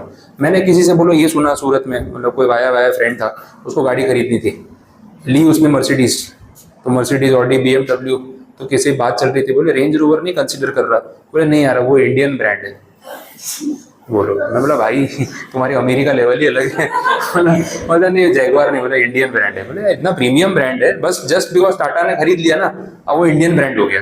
तो बोले नहीं, बोले ठीक है भाई तू बाकी की जो खरीद ले, उसने मर्सिडीज ही ली, उसको नहीं लेनी जस्ट बिकॉज कि वो इंडियन कंपनी ने टेक ओवर कर लिया। मतलब अपने को प्राउड होना चाहिए, तुम यार अलग चीज कर रहे हो, नहीं इंडियन ब्रांड हो गया, मतलब तुम्हारे सर्कल में मतलब तुम्हारी इज्जत खराब हो जाएगी क्यों जैगवार लेके आ गया। तो बोला अजीब आदमी है, रेंज रोवर में आएगा तो लोग हंसेंगे तेरे ऊपर, ये कहाँ टाटा की गाड़ी खरीद ली, वो उस परसेप्शन में चल रहा है। तो सोचो ब्रांड इमेज वैसी भी होती है लोगों के माइंड में, जो पता नहीं कितनी सेंसिबल है, बट है। ये एक्विजिशन की बात हो गई। Merger and acquisition are an important part of strategic management included in the corporate finance. We could also say that it is a type of restructuring of the company with the aim of growing rapidly, thereby increasing the profitability and also gaining more market share. मैंने आपको starting में बोला inorganic quick तरीका है ना, 2 minute में आप बस पेपर वर्क कर लो और आप बन गए इंडिया के 2nd लार्जेस्ट सीमेंट मैन्युफैक्चरर। तो वैसा बिजनेस हो रहा है। अगला आंसर भी शॉर्ट नोट वाला आंसर है। मर्जर एक्विजिशन के रीजंस क्या है, हेड पॉइंट्स। बड़ा बनने के लिए मार्केट में, बिकमिंग बिगर, प्रीएम्प्टेड कंपटीशन, ऑलरेडी इतना कंपटीशन है मार्केट में, सर्वाइव करने के लिए भी करना पड़ता है कि यार मैं अकेला लड़ता रहूंगा ना तो खत्म हो जाएगा काम, किसी बड़े पार्टनर से हाथ मिला लेते हैं, मिल के लड़ेंगे तो सर्वाइव कर पाएंगे। जैसे वोडाफोन आइडिया ने ये स्ट्रैटेजी लगाई, क्या हुआ वो तो अपने को पता है, लेकिन बेचारों का इंटेंशन तो ऐसा ही था कि जियो से लड़ना है तो एक होना पड़ेगा। अब एक होने में फिर दोनों साथ में डूबे वो अलग चीज है, दोनों अकेले भी डूब ही रहे थे, शायद आराम से डूबते, साथ में आ गए तो और जल्दी डूबे, वो अलग चीज हो गई, उल्टा पड़ गया, लेकिन कोशिश तो वही थी।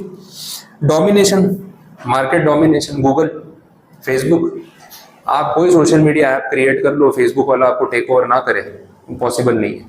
कोई आप ऐसा प्लेटफॉर्म प्रोवाइड कर दो जो गूगल जैसा हो और गूगल आपको खरीदने ना आ जाए तो पॉसिबल नहीं है, वो होगा ही होगा, बिकॉज उनको अपना डोमिनेशन मार्केट, क्यों फेसबुक जैसी एक ही कंपनी है दुनिया में और किसी को आइडिया नहीं आएगा सोशल मीडिया ऐप चलाने का, चलाने नहीं दे रहे। ट्विटर इतना पॉपुलर नहीं है, अपने में तो नहीं है, वो खाली सेलिब्रिटी लेवल पे चलता है, जिनको ये ट्वीट करके कोई हल्ला मचाना होता है ना वो लिख के चले जाते हैं, वो भी इलॉन मस्क ने खरीद लिया, अलग चीज़ हो गई। बट फेसबुक जैसा पब्लिक प्लेटफॉर्म नहीं है। अच्छा जितना भी है वो सब फेसबुक ने ले लिया, जहाँ जहाँ पब्लिक होगी सोशल मीडिया पे फेसबुक खरीद लेता है उसको, एक व्हाट्सएप है और एक इंस्टाग्राम है। इसके अलावा पब्लिक कहाँ है? छोटे मोटे प्लेटफॉर्म आए लेकिन चले नहीं। टेलीग्राम अलग कैटेगरी में चल रहा है। टेलीग्राम का ओनर दुनिया में भागता छुपता रहता है, कोई देश उसको जगह नहीं दे रहा है। ऐसा है क्योंकि वो सब जो काम है उसके वो अलग कैटेगरी के है ना, वो लीगल कितना इलीगल कितना वही सब चल रहा है। तो उसने क्या अपनी लाइन पकड़ ली कि देखो लीगल वाले में तो व्हाट्सएप का कंपटीशन दे नहीं पाऊंगा, पर पब्लिक चाहिए अपने को, तो जो व्हाट्सएप नहीं कर सकता लीगली वो सब कुछ मैं कर लूंगा, पब्लिक तो आती रहेगी ना अपनी। तो ऐसा है, तो वो चीज़ है। हाइक करके एक सॉफ्टवेयर आया था, हाइक बिरला वालों ने निकाला था, हाँ बिरला कंपनी का था हाइक, लेकिन नहीं चला पाए, ये कंपटीशन में टिके नहीं। स्टिकर विकर लेके आ गए थे उसके अंदर, सारे फेमस हो गया, बहुत चला वो। तो अपनी यंग पब्लिक ना व्हाट्सएप जो है वो फॉर्मल चैट के लिए यूज कर रही है, स्टिकर के लिए हाइक यूज कर रहे हैं, पर दो अकाउंट लॉन्ग टर्म में नहीं मेंटेन होते, वो एक फैक्ट है। एक जगह चल रहा है वो ठीक है, धीरे धीरे फिर व्हाट्सएप वाला स्टिकर ले आया, हाइक की कोई क्रेडिबिलिटी नहीं बची तो बंद हो गया, तो वो सस्टेन नहीं कर पाते। टैक्स, हाँ नज वाले में, हाँ हाँ हाँ, बैठे बैठे किसी को परेशान करते हो नज कर करके, हाँ वो सब इसलिए बंद हो गया इसलिए बंद हो गया और कुछ नहीं है। वो कंपनी के मालिक को भी सब नच करते होंगे ना एम्प्लॉय उसके, बोले लो सर इसलिए बंद कर दिया होगा। फिर आया टैक्स बेनिफिट, वो पॉइंट पे अपन बात कर चुके। इकोनॉमीज ऑफ स्केल का मतलब क्या है? बिजनेस का लेवल बढ़ाने के लिए। एक भाई इकोनॉमी ऑफ स्केल का मतलब कि आप कितने लेवल पे अभी बिजनेस कर रहे हो। जैसे प्रोडक्शन कर रहे हो तो फैक्ट्री कितनी बड़ी है, शोरूम है तो कितना बड़ा शोरूम है, होटल है तो कितनी सीटिंग कैपेसिटी है, तो उसको ग्रो करने के लिए भी लोग ये करते हैं। आउटपुट बढ़ाना है, प्रोडक्शन बढ़ाना है, प्लांट परचेज कर लिया, ये सब चीज़ें। टेक्नोलॉजी नई अक्वायर करने के लिए, अब भाई आपकी कंपनी टेक्नोलॉजिकली बहुत एडवांस्ड है, हम थोड़ा पीछे चल रहे हैं, अगर हम मर्जर कर लेते हैं तो आपकी टेक्नोलॉजी हमें मिल जाएगी। JLR और टाटा मोटर्स का एक ये रीज़न था, क्योंकि टाटा मोटर्स ना पैसेंजर गाड़ियों के मामले में बहुत पिछड़ी हुई थी। तो बोले यार ये ट्रक जैसी कंपनी वाली गाड़ियाँ ही बनती हैं इनकी, ट्रक तो बहुत अच्छी बनाते हैं, इनकी ना वो पैसेंजर कार में भी ट्रक वाली फीलिंग आती है, कंफर्ट नहीं है, गाड़ी की ड्यूरेबिलिटी एवरेज वो सब में मज़ा नहीं है। टाटा को भी बात पता थी, but they wanted to improve. जब JLR उठाने का मौका मिला इकोनॉमिक क्राइसिस 2008 वाले, तो JLR अक्वायर करने का उनका एक पर्पस ये था कि हमें टेक्नोलॉजी सीखनी है। अब JLR के मालिक हम ही हैं, अब उसके सारे पेटेंट कॉपीराइट IPR सब हमारे हैं। अब देख लो क्या टेक्नोलॉजी यूज करते हैं। अब JLR की टेक्नोलॉजी वो टाटा में यूज कर रहा है, और उसके बाद से टाटा की गाड़ियों की क्वालिटी आप देख लो। आज EV सेक्टर में मार्केट लीडर है, बाकी कंपनी जो पेट्रोल डीजल है उसमें भी गाड़ियों में कंपटीशन दे रहा है, टेक्नोलॉजी अच्छी ला रहा है। क्यों? बिकॉज टेक्नोलॉजी सपोर्ट उसको JLR से मिला। तो एक एक्विजिशन का स्पेसिफिक रीजन हो गया कि क्यों उन्होंने कंपनी अक्वायर की। वैसा improve market reach and industry visibility, वो बात हो गई। जिस मार्केट तक आप नहीं पहुंचे उस मार्केट तक पहुंचना आपके लिए पॉसिबल होगा। बीच में बहुत साल पहले महिंद्रा के साथ एक ऐसा टाई अप हुआ था, चाइना की एक कंपनी है सैंगयोंग करके, एक दो गाड़ियां सूरत में देखी होंगी आपने, SUV टाइप कार है। हाँ, तो वो जो है चाइनीज कंपनी है, उनको इंडिया में गाड़ी बेचनी थी, उन्होंने महिंद्रा के साथ टाई अप किया कि भाई हमारी कोई मार्केट प्रेजेंस है नहीं, हम बेचेंगे तो कोई खरीदेगा नहीं, बट महिंद्रा की गुडविल है, अगर आप बेचोगे ना तो बिकेगी। अब महिंद्रा खुद SUV गाड़ियाँ बेचता है, स्कॉर्पियो वाली कैटेगरी की कार थी, बट महिंद्रा ने बोला हमको कोई फर्क नहीं पड़ता, हमारे शोरूम में एक सेगमेंट आपका भी लॉन्च कर देंगे, हमें तो प्रॉफिट कमाने से मतलब है, आपकी गाड़ी कमीशन पे बेच लेंगे, अपनी गाड़ी प्रॉफिट मार्जिन पे बेच लेंगे, कोई प्रॉब्लम नहीं है। तो उन्होंने बेचना स्टार्ट किया, लेकिन इंडिया में सक्सेसफुल नहीं, कुछ गाड़ियां बिकी फिर बंद हो गई। वैसा अब चाइनीज कंपनियां खुद डायरेक्ट इंडिया में बिजनेस कर रही है। BYD जो गाड़ी आई है, देखिए आपने EV car, build your dreams company का नाम है BYD, और टेस्ला से बड़ी कंपनी है आज की डेट में in terms of technology and market sales Tesla से ज़्यादा है। टक्कर कोई दे रहा है टेस्ला को पूरे वर्ल्ड में तो BYD है, क्योंकि पूरे चाइना में उसकी फैक्ट्री का भी वीडियो आया था, पता नहीं कितनी बड़ी फैक्ट्री है, मैं आपको उसका वीडियो भेजूंगा, देखना, खतरनाक लेवल पे फैक्ट्री बनाई है, और इतने नंबर ऑफ लोगों को हायर कर रहा है ये। वो सूरत में अपने शोरूम है, वेसू में भी खोला हुआ है, न्यू सिटी लाइट पे है। तो BYD कार्स बिक रही है, चाइनीज कार है लेकिन क्वालिटी अच्छी है और EV सेक्टर में है, तो वो लोग टेस्ला को कॉम्पिटिशन दे रहे हैं। टेस्ला इंडिया में आया उससे पहले BYD आ गया, तो एक मार्केट कैप्चर करने की कोशिश कर रहा है। वैसा तो इलॉन मस्क और मोदी जी बातें कर रहे हैं, तब तक BYD वाला आ गया, बोले तुम लोग अपनी डील वील करो, मिलो जुलो, बातें करो, मैं गाड़ियां बेच रहा हूँ। वैसा ठीक है। तो ये रीजन हो गए कि मर्जर एक्विजिशंस क्यों हो रहे हैं, कैसे होते हैं, वो भी नीचे दिए हुए हैं। कुछ ट्रांजैक्शंस के नाम लिखे जो अपन एक एक करके पढ़ने वाले हैं। तो जो नीचे लिस्ट है ना, merger include number of different transactions, merger acquisition, amalgamation, consolidation, ये सब अपन पढ़ेंगे तो क्लैरिटी आ जाएगी। चलिए देख लेते हैं। अब देखो आपको अब क्लियर है कि भाई मर्जर क्या है, अमालगमेशन क्या है, एब्जॉर्प्शन क्या है, तो ये चीज़ें बहुत इजीली रिलेट होती जाएगी। वैसा देख लो, थोड़ा टॉपिक कवर कर लेते हैं, क्योंकि फिर आज बीच में छोड़ दिया ना तो कल फिर जीरो हो जाएगा। हाँ, इसीलिए अब मैं थियरी वाइज नहीं जा रहा हूँ, क्योंकि चीज़ें बता दी आपको, अब कंसेप्ट पे जाएंगे। मर्जर वाला क्या पार्ट है, मीनिंग हमने देख लिया, उसकी बात नहीं करेंगे, सीधा आगे बढ़ सकते हैं। कुछ टर्म्स जो ये लोग यूज़ करते हैं, transferor company, transferee company, clear है क्या है ट्रांसफरर कंपनी? जो कंपनी बंद हो रही है वो ट्रांसफरर, जो कंपनी उसको खरीद रही है वो ट्रांसफरी, जो एग्जिस्ट करेगी अब वो ट्रांसफरी। जैसे कोई भी केस देख लो ना, अब ये वाला केस है अपना, इसमें ट्रांसफरर कौन है? फर्स्ट वाले केस में ट्रांसफरर बी या ए? बी है ना, क्योंकि बी बंद हो रही है। और ट्रांसफरी कौन है? ए, क्योंकि ए बाद में एग्जिस्ट करेगी। इस केस में रिवर्स है। बात समझ आ गई? अब जो बी कंपनी जो बंद हो रही है वो है ट्रांसफरर, जो जाके ट्रांसफर हो रही है, उसको दूसरा नाम दे दिया अमालगमेटिंग, अमालगमेट हो रही है जाके। तो आप बोलो ट्रांसफरर कंपनी या उसके साथ बोलो अमालगमेटिंग कंपनी, दोनों सेम ही हुई ना, सिनोनिम्स हो गए। ट्रांसफरर कंपनी और अमालगमेटिंग कंपनी सेम हो गए। दूसरी तरफ ट्रांसफरी कंपनी और अमालगमेटेड कंपनी सेम हो गए। ठीक है, तो ये पॉइंट है, ये भी लिख देते हैं आप।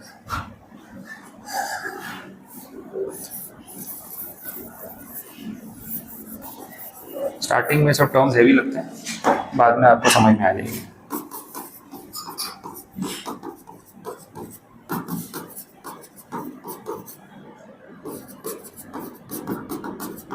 ये एक ही है, दूसरा ट्रांसफरी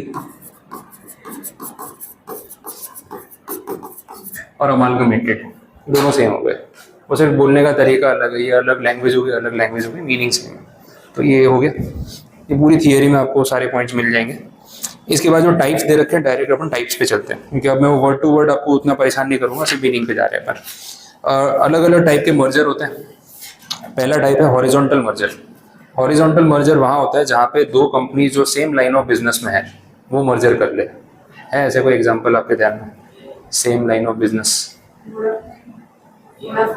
वोडाफोन आइडिया, हाँ that is a horizontal merger, क्योंकि सेम लाइन ऑफ बिजनेस है। अब बोले ये क्यों करते हैं, तो उसका रीजन यहाँ पे बताया हुआ है। जो कंपनीज डायरेक्ट कंपटीशन में है अगर मर्ज हो जाए तो कंपटीशन रिड्यूस हो जाता है। एक और एग्जांपल है आइनॉक्स और पीवीआर। आपको पता है ना आइनॉक्स पीवीआर अब एक ही है?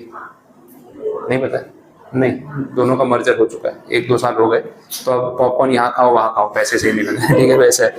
तो पीवीआर और आइनॉक्स ने मर्जर कर लिया कोविड के बाद। ओटीटी प्लेटफॉर्म और कोविड की वजह से इनका पूरा धंधा खत्म हो चुका था, और बॉलीवुड वाले जैसी पिक्चर बना रहे हैं और वो उसके अंदर जहर डाल रहा है कि भाई इसको पूरा बर्बाद करके खत्म करो। बेचारे थिएटर बिजनेस इतना रिस्की है। अभी 1-2 जगह वेसू में थिएटर खोले, मैं कल ही बात कर रहा था, मैंने लोग पागल है, थिएटर में पैसा डाल रहे हैं, पिक्चरें तो बनती नहीं है, कहाँ से कमाई निकलेगी? इतना बड़ा इंफ्रास्ट्रक्चर, इतना इंटीरियर, इतना एसी, इतना पावर का बिल, प्लस मूवी की जो रील खरीदनी पड़ती है उसका वीकली रेंट लगता है वो अलग से, और पिक्चरें चलती नहीं है। तो कितना रिस्क फैक्टर है, बिकॉज आप हेल्पलेस हो। आपने थिएटर खोल दिया, आप क्या करोगे? बॉलीवुड वाले पिक्चर ही नहीं बना रहे अच्छी, लोग थिएटर तक आ ही नहीं रहे, फिर ऑफर निकाल निकाल के 99 रुपये में टिकट बेच रहे हैं कि चलो भाई 100 रुपये में ले जाओ, बाई 1 गेट 1 ले लो। तो खर्चा चलाना रिस्क वाला काम है। अब उनका इकोनॉमिक से कर रहे हैं बट रिस्की लगता है। मार्केट में कंपटीशन कम हो जाएगा, बाकी एडवांटेजेस आपको पता ही है। तो हॉरिजॉन्टल मर्जर कर सकते हैं। फेसबुक और इंस्टाग्राम को भी इसी कैटेगरी में इन्होंने एग्जाम्पल में रखा हुआ है। नेक्स्ट है आपका वर्टिकल मर्जर। वर्टिकल में जो लाइन ऑफ बिजनेस है उसमें आप जब मर्जर कर रहे हो, तो एक एग्जांपल इसमें माइक्रोसॉफ्ट और नोकिया का लिया हुआ है। ये बीच में ट्रांजैक्शन हुआ था, बहुत पुरानी बात हो गई। माइक्रोसॉफ्ट ने नोकिया को जो है वो बाई आउट कर लिया था, बिकॉज माइक्रोसॉफ्ट सॉफ्टवेयर बनाता है, नोकिया हार्डवेयर बनाता है। तो उसके हार्डवेयर में सॉफ्टवेयर तो माइक्रोसॉफ्ट का यूज हो रहा है। तो माइक्रोसॉफ्ट ने बोला कि जो चेन में नेक्स्ट है सॉफ्टवेयर के बाद हार्डवेयर कंपनी में ही एक्वायर कर लेता हूँ। तो उस तरीके के एक्विजिशन या जो मर्जर्स हैं वो इस कैटेगरी में आ गए, वर्टिकल मर्जर। एक और एग्जांपल दे देता हूँ, अपना जी टीवी है, जी लिमिटेड, और एक डिश टीवी है, जो ये डिश लगाते हैं, डिश एंटीना। तो डिश टीवी जो ब्रांड है वो अलग कंपनी थी, जी लिमिटेड ने उसको अक्वायर कर लिया। तो वो डिश टीवी जो है वो जी का ब्रांड हो गया। जी टीवी जो है वो तो चैनल है, आईपीआर वाली कैटेगरी, सॉफ्टवेयर कैटेगरी, लेकिन डिश टीवी ऑपरेटर है जो घर तक टीवी चैनल्स को पहुंचाता है। यही काम है ना, टीवी चैनल तो आप चला रहे हो तो ऑनलाइन है, बट उसको लोगों के घर तक पहुंचाएगा कौन? तो भाई डिश टीवी वाला ही पहुंचाएगा। तो जी लिमिटेड ने क्या किया ना, अपने चेन में जो नेक्स्ट है जिसके थ्रू उसका जी टीवी लोगों तक पहुंच रहा है, उसी कंपनी को अक्वायर कर लिया। तो डिश टीवी जो है वो जी का ब्रांड हो गया इस तरीके से। This is an example of किसमें, हाँ ऐसा बोल सकते हैं। हाँ हाँ, ये सब चीजें इंटर रिलेट करेंगी। अदानी वाले को रॉ मटेरियल चाहिए था तो उसमें वर्टिकल इंटीग्रेशन कर लिया, ये वर्टिकल मर्जर ही है लेकिन बैकवर्ड इंटीग्रेशन है। मेरी चेन में जो मेरा सप्लायर है उसको खरीद लिया, और अगर मैं मेरे कस्टमर की कंपनी को खरीद लूँ तो फिर वो फॉरवर्ड इंटीग्रेशन बोलते हैं, वैसा होता है। ये बैकवर्ड इंटीग्रेशन है अदानी वाला, वर्टिकल मर्जर का ही टाइप है, बोल सकते हो आप ऐसा। क्योंकि मर्जर वर्ड में सब कुछ आ गया, आपको पता है, एक्विजिशन भी तो मर्जर ही है ना। हाँ बस, तो टेंशन नहीं। देखो समझ में आएगा तो फिर एग्जाम्पल आप खुद ही रिलेट कर लोगे, आपको रिलेट हो गया कि हाँ ये एग्जाम्पल चलेगा, लिख सकते हो। कॉन्ग्लोमेरेट मर्जर, कॉन्ग्लोमेरेट मतलब ऐसे दो कंपनीज या बिजनेसेस जिनका एक दूसरे से कोई लेना देना ही नहीं है, ठीक है, उस टाइप की चीज़ को हम बोलते हैं कॉन्ग्लोमेरेट।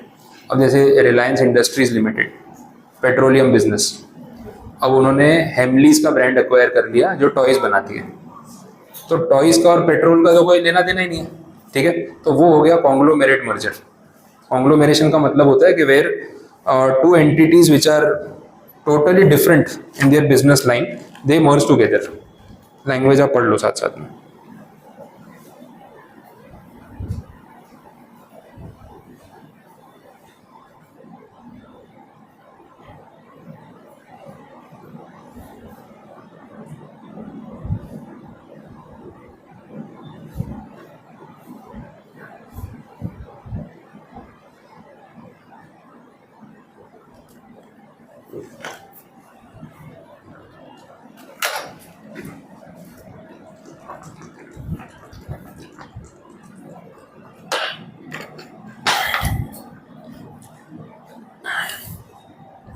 अदानी वाला भी इस कैटेगरी में ले सकते हैं क्या? कॉन्ग्लोमेरेट में भी आ सकता है या नहीं? अलग कैटेगरी हुई या नहीं?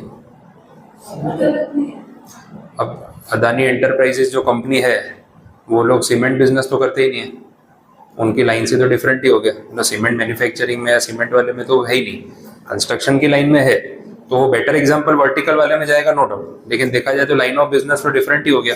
तो भले आप इसमें कोट ना करो, आपके पास बेटर एग्जांपल है, लेकिन कहीं ना कहीं वो भी दोनों लाइन अलग हो गई। आप कोई और एग्जांपल यूज कर सकते हो जहाँ पे दो कंपनीज जो है जिनका आपस में कोई लेना देना नहीं, वो अगर एक दूसरे को अक्वायर कर लिया, मर्ज कर लिया, जिनका बिजनेस ही टोटली डिफरेंट है। वैसे जैसे मैंने आपको रिलायंस का बोल दिया, रिलायंस जो है वो कोई सॉफ्टवेयर कंपनी है, हेमलीज वाला एग्जांपल आप ले सकते हो, जो रिलायंस इंडस्ट्रीज का ब्रांड हो गया, तो उनका आपस में कोई कनेक्शन नहीं है, तो वो बेटर एग्जांपल है, तो फिर आप नहीं मिक्स करोगे तो चलेगा। तो कॉन्ग्लोमेरेट क्या होता है मालूम पड़ गया, ठीक है। ये जो जैसे कॉन्ग्लोमेरेट ग्रुप्स में रिलायंस है, टाटा है, बिरला है, अदानी है, ये लोग ना पूरा बोलते हैं ना, जितना स्पेक्ट्रम में जितने बिजनेस हो सकते हैं ना, दे आर इनटू एवरीथिंग। मैं आपको इसकी एक इमेज शेयर करूंगा, अभी सर्च करने में टाइम जाएगा, अभी नहीं कर रहा, मैं शेयर करूंगा आपको। उसमें रिलायंस कौन कौन सी इंडस्ट्रीज में है और कौन कौन से बिजनेसेस कर रहा है, उसका एक पूरा ना वैगन व्हील है। तो आप देखोगे तो लगेगा कोई बिजनेस बाकी नहीं छोड़ा है। जिस कैटेगरी में हो सकते हैं ना लोग, सब जगह है, मीडिया में है, प्रोडक्शन में है, एफएमसीजी सेक्टर में है, पेट्रोलियम में है, एग्रीकल्चर में है, सब जगह। रिलायंस इंडिया का लार्जेस्ट मैंगो ग्रोइंग कंपनी है और एक्सपोर्टिंग कंपनी रिलायंस। आपने इमेजिन भी नहीं किया होगा कि रिलायंस वाला आम बेच रहा है, कहीं पता ही नहीं अपने को। हाँ, इंडिया में मैंगो का लार्जेस्ट फार्म जो है वो रिलायंस का है, अपना जामनगर में, जहाँ उनकी रिफाइनरी है, और वहाँ से पूरे वर्ल्ड को एक्सपोर्ट करता है। सबसे बड़ा exporter officially data wise India में मैंगोज का रिलायंस है। अब सोचो यार, इनको ये लोग कहाँ घुस गए इस बिजनेस में। बड़ी इंटरेस्टिंग स्टोरी है उसकी। जामनगर में, शायद मैंने आपको कभी स्ट्रैटेजी में बताया भी होगा, कि जामनगर में जो इनकी रिफाइनरी है ना, वो रिफाइनरी जब सेटअप की ना धीरू भाई अंबानी ने, तो आजू बाजू पॉल्यूशन का सीन हो गया। तो बोला इतना पॉल्यूशन होता है, तो पूरे एरिया में जो पॉल्यूशन की लिमिट थी वो क्रॉस हो गई थी, और पॉल्यूशन कंट्रोल बोर्ड ने इनको नोटिस दे दिया था कि ये रिफाइनरी बंद करनी पड़ेगी।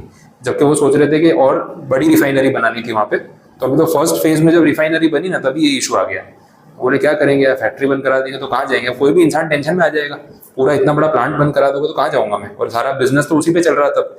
तो उन्होंने क्या किया, आजू बाजू की जितनी जमीन थी, बंजर जमीन थी, सारी खरीद ली। वेस्ट लैंड बोलते हैं, वो कैटेगरी की जमीन थी, उसमें पूरा सब उसको ठीक करवाया, रिपेयर करवाया, जो भी उसके अंदर इंग्रेडिएंट्स ऐड करने थे, उस जमीन को रिवाइव किया और वहाँ पे फार्मिंग शुरू कर दी। कैलकुलेशन ये लगाया कि जितना पॉल्यूशन होगा उतना ऑक्सीजन लेवल अगर क्रिएट हो जाए तो नलीफाई हो जाएगा। तो जो पार्टिकल्स चेक करोगे आप, तो ऑक्सीजन लेवल मेंटेन है, पॉल्यूशन उतना हो ही नहीं रहा है, तो अपने आप वो चीज़ लिमिट में आ जाएगी। और उस चक्कर में वो ज़मीन खरीदी, अब करे क्या, वहाँ पे खेती करनी पड़ेगी, तो आम के पेड़ लगवा दिए और फल मिल रहा है, ठीक, ऐसा हो गया। अब रिफाइनरी डबल हो गई, उसके बाद रिफाइनरी और बड़ी कर दी और आम की खेती कर ली, पता नहीं कितने एकड़ की ज़मीन खरीद ली, पैसा तो था ही, तो उसका यूज़ कर लिया, वहाँ से भी एक और बिजनेस बना लिया। वो केस स्टडी वैसा है कि जहाँ पे एडवर्सिटी आ गई कि यहाँ तो बर्बाद हो जाऊंगा, उसमें अपॉर्चुनिटी ढूंढ ली, एक धंधा बंद कराने गए थे, दो चला लिए, और अभी तक दोनों चल रहे हैं। हाँ, वो वही तो चीज़ है, ये लोग सब बहुत सोच समझ के करते हैं। हाँ, कुछ ना कुछ रीज़न होते हैं कि ये लोग क्यों कर रहे हैं, और रीज़न समझते समझते अपन थक जाएंगे, इसलिए वो लोग उस लेवल पे, और अपने को समझ नहीं आ रही क्या चल रहा है वैसा। अपने को लगता है चलो एक बेटे का मन होगा कि चलो ठीक, हाथी घोड़े लाने हैं तो चलो अपना एक वंतारा खोल दिया। इंटेंशन वो नहीं होता है, पीछे की बैक स्टोरी कुछ और ही होती है। पीआर और मार्केटिंग कैसे करते हैं वो अलग चीज है। हाँ हाँ हाँ, मोदी जी खुद पहुंच गए तो डिफरेंट हो गए ऑब्वियसली। हाँ वो तो है, प्राइम मिनिस्टर को इनवाइट करके बुला लिया, वो भी देख के आ गए, उनकी भी मार्केटिंग हो गई ना कि देखो मैं भी वो कहते हैं जीव जंतुओं से इतना प्रेम है मुझे कि मैं खेलने पहुंच गया उनके साथ। वो तो है ही, मास्टरी होनी चाहिए तभी उस लेवल पे बैठ सकते हैं भाई, नहीं तो कोई भी अपने को भगा देगा वहां से। चलो नेक्स्ट है कॉन जेनेरिक या को जेनेरिक मर्जर भी बोलते हैं। को जेनेरिक मर्जर भी बहुत इंटरेस्टिंग है, और इसमें वो पीवीआर आइनॉक्स का भी एग्जांपल इन्होंने ले लिया। हॉरिजॉन्टल में भी ठीक है क्योंकि same line of business competition. को जेनेरिक का मतलब ऐसी कंपनीज आपस में मर्ज कर रही है जिनके बिजनेस में कुछ कॉमन चीजें हैं, some line of business is common. तो हॉरिजॉन्टल में भी वही होता है ना, मेरा कंपटीशन है तो मतलब वो जो कर रहा है मैं भी तो वही कर रहा हूँ, तो हमने मर्जर कर दिया तो cogeneric. Now cogeneric and conglomerate are opposite words. Conglomerate में ऐसा है कि दो बिजनेसेस में कोई लिंक नहीं है, और को जेनेरिक में कुछ ना कुछ कॉमन लिंक है, इसलिए हमने एक्विजिशन किया। तो ये दोनों को आप अपोजिट टर्म्स की तरह भी देख सकते हो वैसा। अब ये को जेनेरिक में पीवीआर आइनॉक्स तो लिखा ही है, एक और एग्जांपल लेटेस्ट अपना जियो हॉटस्टार आप लिख सकते हो इसमें, क्योंकि मॉड्यूल में तो था नहीं लेकिन आप ऐड कर सकते हो जियो हॉटस्टार।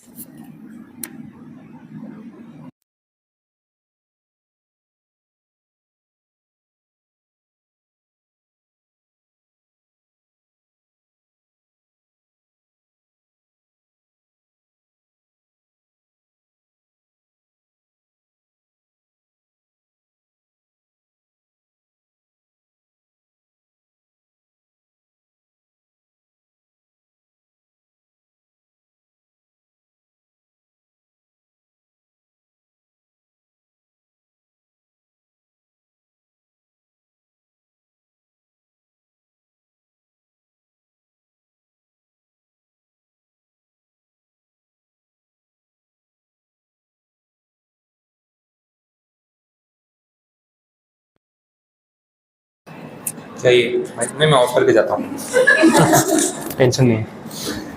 चलो तो जियो हॉटस्टार जो है ना वो लेटेस्ट एग्जांपल है को जेनेरिक मर्जर का, जहाँ पे एक ही जैसी दो एंटिटीज ने मर्जर कर लिया। ये तो मतलब बेचारे को ऐसे झुका के उसे मर्जर करवा लिया कि तू आजा, बंद हो जाएगा, नाम बचाना है तो आजा, बाकी तो कुछ बचा नहीं वैसा है। तो हॉटस्टार की आइडेंटिटी एटलीस्ट एग्जिस्ट करे, तो उसने भी सही टाइम पे मर्जर कर लिया कि भाई जियो वाले से लड़ना कोई फायदा नहीं है वैसा है, तो जो बचा है वो भी चला जाएगा वैसा है। तो ये अलग सिचुएशन है। लास्ट में वो आ गया रिवर्स मर्जर, जो मैं आपको बोल रहा था कि भाई जो कंपनी है ना लॉस वाली, वो उसमें प्रॉफिट वाली एंटिटी लॉस वाले में जाके मर्ज हो जाती है। तो लॉस वाली एग्जिस्ट करती है और आइडेंटिटी लूज कौन करता है, जो प्रॉफिट मेकिंग थी। इससे क्या होता है ना, वो लॉसेस यूज करने का मौका मिल जाता है। अगर आप सीधा सीधा मर्जर करोगे ना तो लॉस मेकिंग एंटिटी खरीदने से उसके लॉसेस आपको क्लेम करने को नहीं मिलते। और ये सब कुछ सिर्फ इनकम टैक्स के वो प्रोविजन की वजह से हो रहा है, जो 72 वाले की बात अपन कर रहे थे। अगर वो सब नहीं होता तो ये प्रॉब्लम थी नहीं, बट नहीं अलाउ कर सकते। हर प्रॉफिट मेकिंग कंपनी मार्च में यही करेगी, भाई ढूंढो मार्केट में, लॉसेस तो बहुत लोग करते हैं, भाई लॉस मेकिंग कंपनीज की लिस्ट लेके आओ ना, कौन कितने में कंपनी बेच रहा है, तो मार्च में उतनी कंपनी खरीद लो कि अपना टैक्स जीरो हो जाए, और कंपनी खरीद के उसमें से कुछ ना कुछ तो कमाई लेंगे बाद में, वैसा भी होता है। तो ये अलाउ नहीं कर सकते, इसलिए रिवर्स मर्जर एक रास्ता है, बट इसको अब लीगली रोका नहीं जा सकता। उल्टा ये भी बोला है यहाँ पे, प्राइवेट कंपनीज जो है ना वो पब्लिक कंपनी को अक्वायर कर लेती है, उसमें मर्ज हो जाती है जाके, तो अपने आप वो भी एक पब्लिक कंपनी बन गई। तो प्राइवेट टू पब्लिक कन्वर्ट करने का शॉर्टकट है रिवर्स मर्जर। ये भी पॉइंट यूज होता है वैसा। बोलो ये समझ आया? तो मर्जर में जो पॉइंट्स थे वो उन्होंने ये बता दिया आपको। एक्विजिशन में ऑलरेडी समझा चुका हूँ, अब आपको ये चीज समझने के बाद ना ये पूरे पेजेस इजी हो जाएंगे, इसलिए मैंने पहले ये समझाया। एक्विजिशन आपको समझ आ गया क्या रीजन था, यहाँ पे एक कंपनी दूसरी को अक्वायर कर रही है और दोनों का एग्जिस्टेंस मेंटेन होता है। एग्जाम्पल आपके सामने फ्लिपकार्ट और मिंत्रा। फ्लिपकार्ट पेरेंट कंपनी है मिंत्रा की, हाँ, पर मिंत्रा अलग कंपनी है, एग्जिस्ट करती है, वैसा हो गया, ठीक है। और भी एग्जाम्पल है, स्नैपडील और फ्रीचार्ज, दोनों ही कंपनी इतनी चलती नहीं है अब, इसलिए मैंने फिर उसका नाम नहीं लिया। मर्जर एक्विजिशन का डिफरेंस बिटवीन पहले आप पढ़ के आना, ठीक है, मीनिंग बता दिया, नीचे की थियरी में मेरी कोई जरूरत नहीं पड़ेगी, तो जितना नेसेसरी नहीं है फिर मैं उसको अभी डिस्कस नहीं करा रहा हूँ, आपको एक बार पढ़ना तो पड़ेगा, लेकिन जितना पढ़ते जाओगे आपको याद आता जाएगा। बोले हाँ सेम ही बात है, रिपीटेशन हो रहा है, वो श्योर है। अमालगमेशन ये बता दिया मैंने आपको, A+B=C वाला, देखो यहाँ पे लिखा हुआ है, 2 or more companies join to form a new company, absorption or blending of one by other. अब इसमें फिर ऐसा कर सकते हैं, लोग अगर ऐसा बोल रहे हैं ना, ये एब्जॉर्प्शन को ना ये लोग टेक्निकली इसी में गिन रहे हैं, हाँ, है तो सब कुछ मर्जर का ही हिस्सा, लेकिन एब्जॉर्प्शन को भी ये लोग इस कैटेगरी में गिन रहे हैं, तो थियोरेटिकली बोला है तो अपन वैसे ले लेते हैं, जो कोई फर्क नहीं पड़ रहा। तो ये जो पूरा सर्कल है ना, इसको बढ़ा देता हूँ, ये एक हो गया, ऐसा समझ लो। है सब कुछ मर्जर के अंदर। अमालगमेशन में एक स्पेसिफिक टाइप है A+B=C, और ये जो एब्जॉर्प्शन है, जहाँ पे एक कंपनी की आइडेंटिटी लूज हो रही है, दूसरी क्रिएट हो रही है, उसको भी ये लोग इसी डेफिनेशन में गिन रहे हैं, तो भी वैसे गिन लेंगे और क्या। तो थोड़ा सा ये मॉडिफाई हो जाएगा, जो ये मर्जर वाला चल रहा है उसमें एक सर्कल और बना देंगे, इसमें अमालगमेशन भी आ जाएगा, एब्जॉर्प्शन भी आ जाएगा, और क्या, ठीक है। उससे ज़्यादा कुछ नहीं होने वाला। तो जैसा लिखा है वैसे ही फॉलो करते हैं, क्योंकि बनाने वाले खुद इतना कंफ्यूज है, हम क्या कर सकते हैं, जैसे चल रहा है चलने दो, ज़्यादा चेंज नहीं करेंगे। इसमें इनकम टैक्स की डेफिनेशन है, जो मैं आपको डिस्कस कराऊंगा, आज का पार्ट नहीं है। पेज 13 में जो लास्ट में दिखा है नीचे, amalgamation is not defined under companies act but it is defined under the income tax act, तो वो डेफिनेशन अपने डिस्कस करेंगे, वो रीडिंग में मत लेना चलेगा, मैं समझा दूंगा आपको। अमालगमेशन के रीजंस सेम है जैसे अपन मर्जर में देख रहे थे, आपको पता चल जाएंगे। कंसोलिडेशन मैंने बता दिया, एक लाइन में इन्होंने भी लिखा है। कंसोलिडेशन वर्ड पीछे नहीं आया था, मैं बोला अमालगमेशन जैसे ही होता है, यहाँ लिखा था, सेम ही लिखा हुआ, ठीक है। तो ये 1 लाइन वाले points. Tender offer, tender offer का मतलब एकदम पोलाइटली प्यार से ऑफर करना, मान जाओ तो अच्छा है, नहीं तो आपकी मर्जी, वैसा हो गया। यहाँ बोला one company offers to purchase the outstanding stock of the other firm at a specific price, मतलब मैंने आपकी कंपनी के मेजोरिटी शेयर्स को अक्वायर कर लिए, कंट्रोल तो मेरे हाथ में है, बाकी के शेयर अगर आप देना चाहो तो दे दो, तो मेजोरिटी शेयर 51% मेरे पास है, तो बाकी 49 वालों को भी ऑफर कर देते हैं कि आपको किसी को बेचना है तो बेच लो, मार्केट प्राइस है, प्रीमियम है, वो सब हम देने को रेडी है। तो बहुत बार क्या होता है ना, इन्वेस्टर्स कर भी लेते हैं डील। एनडीटीवी में हुआ था, एनडीटीवी अदानी ने अक्वायर किया, तो फिर अदानी ने टेंडर ऑफर निकाला कि भाई बाकी जो भी रिटेल होल्डर्स हैं, किसी को भी शेयर बेचना है, मैं इतना प्रीमियम दे रहा हूँ, आप बेच सकते हो, तो कोई फोर्स नहीं है, आपकी चॉइस है, बट हम एक ऑफर दे रहे हैं, that is a tender offer. ऐसा भी होता है स्टेक बढ़ाने के लिए। एक्विजिशन ऑफ असेट्स, वो तो है ही, किसी कंपनी की सारी असेट ही अक्वायर कर लोगे तो ओनरशिप तो आप ही की होगी ना, इनडायरेक्ट तरीका हो गया। मैनेजमेंट बाई आउट बड़ा अच्छा पॉइंट है, कहीं पढ़ा है आपने पहले? मैनेजमेंट बाई आउट क्या है याद है? हाँ, वो वाला, तो उसमें लेवरेज्ड बाई आउट और वो था। तो मैनेजमेंट बाई आउट जो है ना, वैसे ही पॉइंट है। इसमें ऐसा है कि देखो, मैंने कंपनी बनाई, पैसा लगाया, आप सब मैनेजमेंट में हो, डायरेक्टर्स हो, तो कंपनी में काम तो आप लोगों ने किया ना, but as a employee, investor मैं हूँ, वैल्यूएशन किसकी बढ़ी, मेरी कंपनी की बढ़ी। अब एक पॉइंट पे मैं एग्जिट ढूंढ रहा हूँ, मुझे कंपनी बेच के निकलना है, मुझे अपना स्टेक सेल करना है, तो मैं किसी को भी बेच सकता हूँ ना। बहुत बार ऐसा होता है, मैनेजमेंट को ही इन्वेस्टर ऑफर कर देता है, मैं शेयर होल्डर हूँ, आप मैनेजमेंट हो, मैंने बोला मैं कंपनी बेच रहा हूँ, आप लोगों को खरीदनी है क्या? सोच लो। आप सोच रहे हो कि यार आइडिया तो अच्छा है, हमने इतनी मेहनत करके कंपनी को बनाया, वैल्यू क्रिएट की, अब अगर यही कंपनी हमें मिल जाती है as an owner, as an investor, तो हम ही चला लेंगे इसको। तो ऐसा होता है।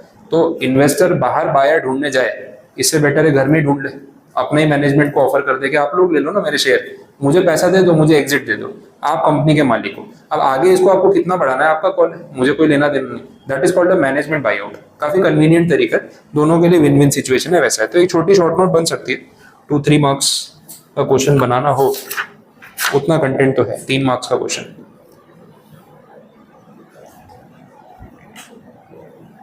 ऐसी डील्स ना कॉर्पोरेट में बहुत होती है, जहाँ मैनेजमेंट ज़्यादा स्मार्ट होता है और इन्वेस्टर के पास सिर्फ पैसे होते हैं, अकल नहीं होती। ऐसा होता है, मैनेजमेंट ही उसको फिर उस पर चढ़ बैठता है कि देख भाई कंपनी तेरे को बेचनी है, हमको ही बेच दे, बाहर क्या बेचेगा, पैसे ले ले। तो अगर मैनेजमेंट फाइनेंशियली साउंड है अपनी अपनी कैपेसिटी में, तो ऐसे बाई आउट्स काफ़ी कॉमन है।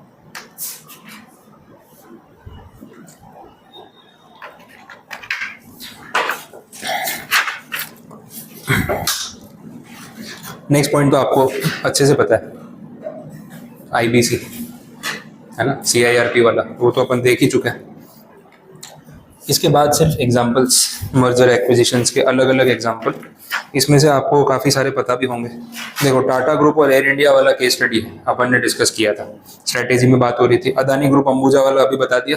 जोमेटो ब्लिंकिट वाला आइडिया है, ब्लिंकिट अब जोमेटो का ब्रांड है, जोमेटो ने पैसे देके खरीदा है, काफ़ी खर्चा किया उसके पीछे। अच्छा, ब्लिंकिट पहले ग्रोफर्स था, ये भी आपको पता हो नहीं पता। ग्रोफर्स करके एक एप्लीकेशन था, ऑरेंज कलर का, होम डिलीवरी करता था।